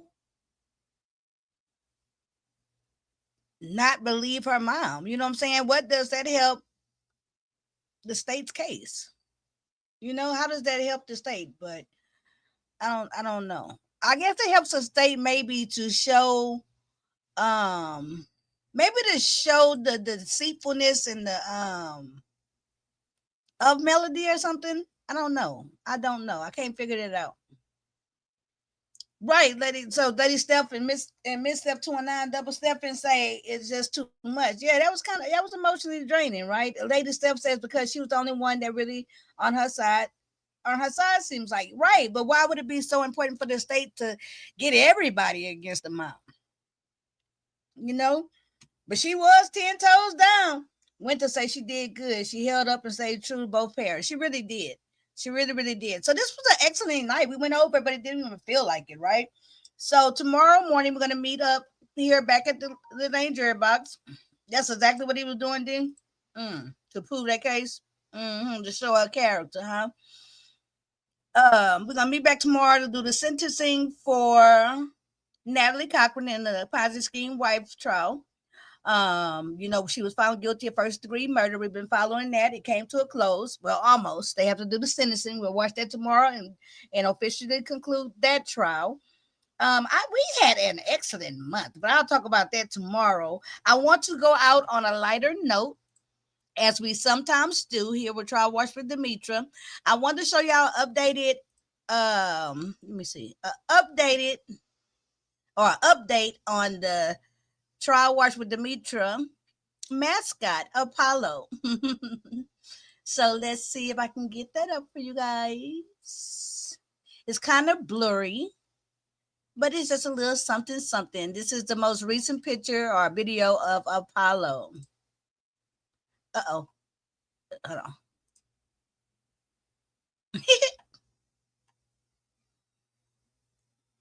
That's his brother and sister that live downstairs. Beauty and I think Junior. And of course, that's Rock. So they met up outside today and played.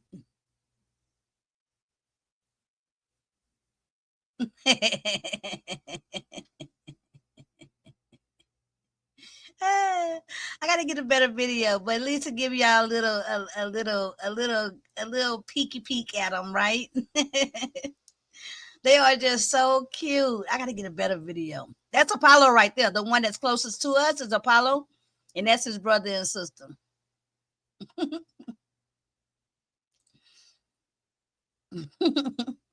It's just so cute when they all get together, right?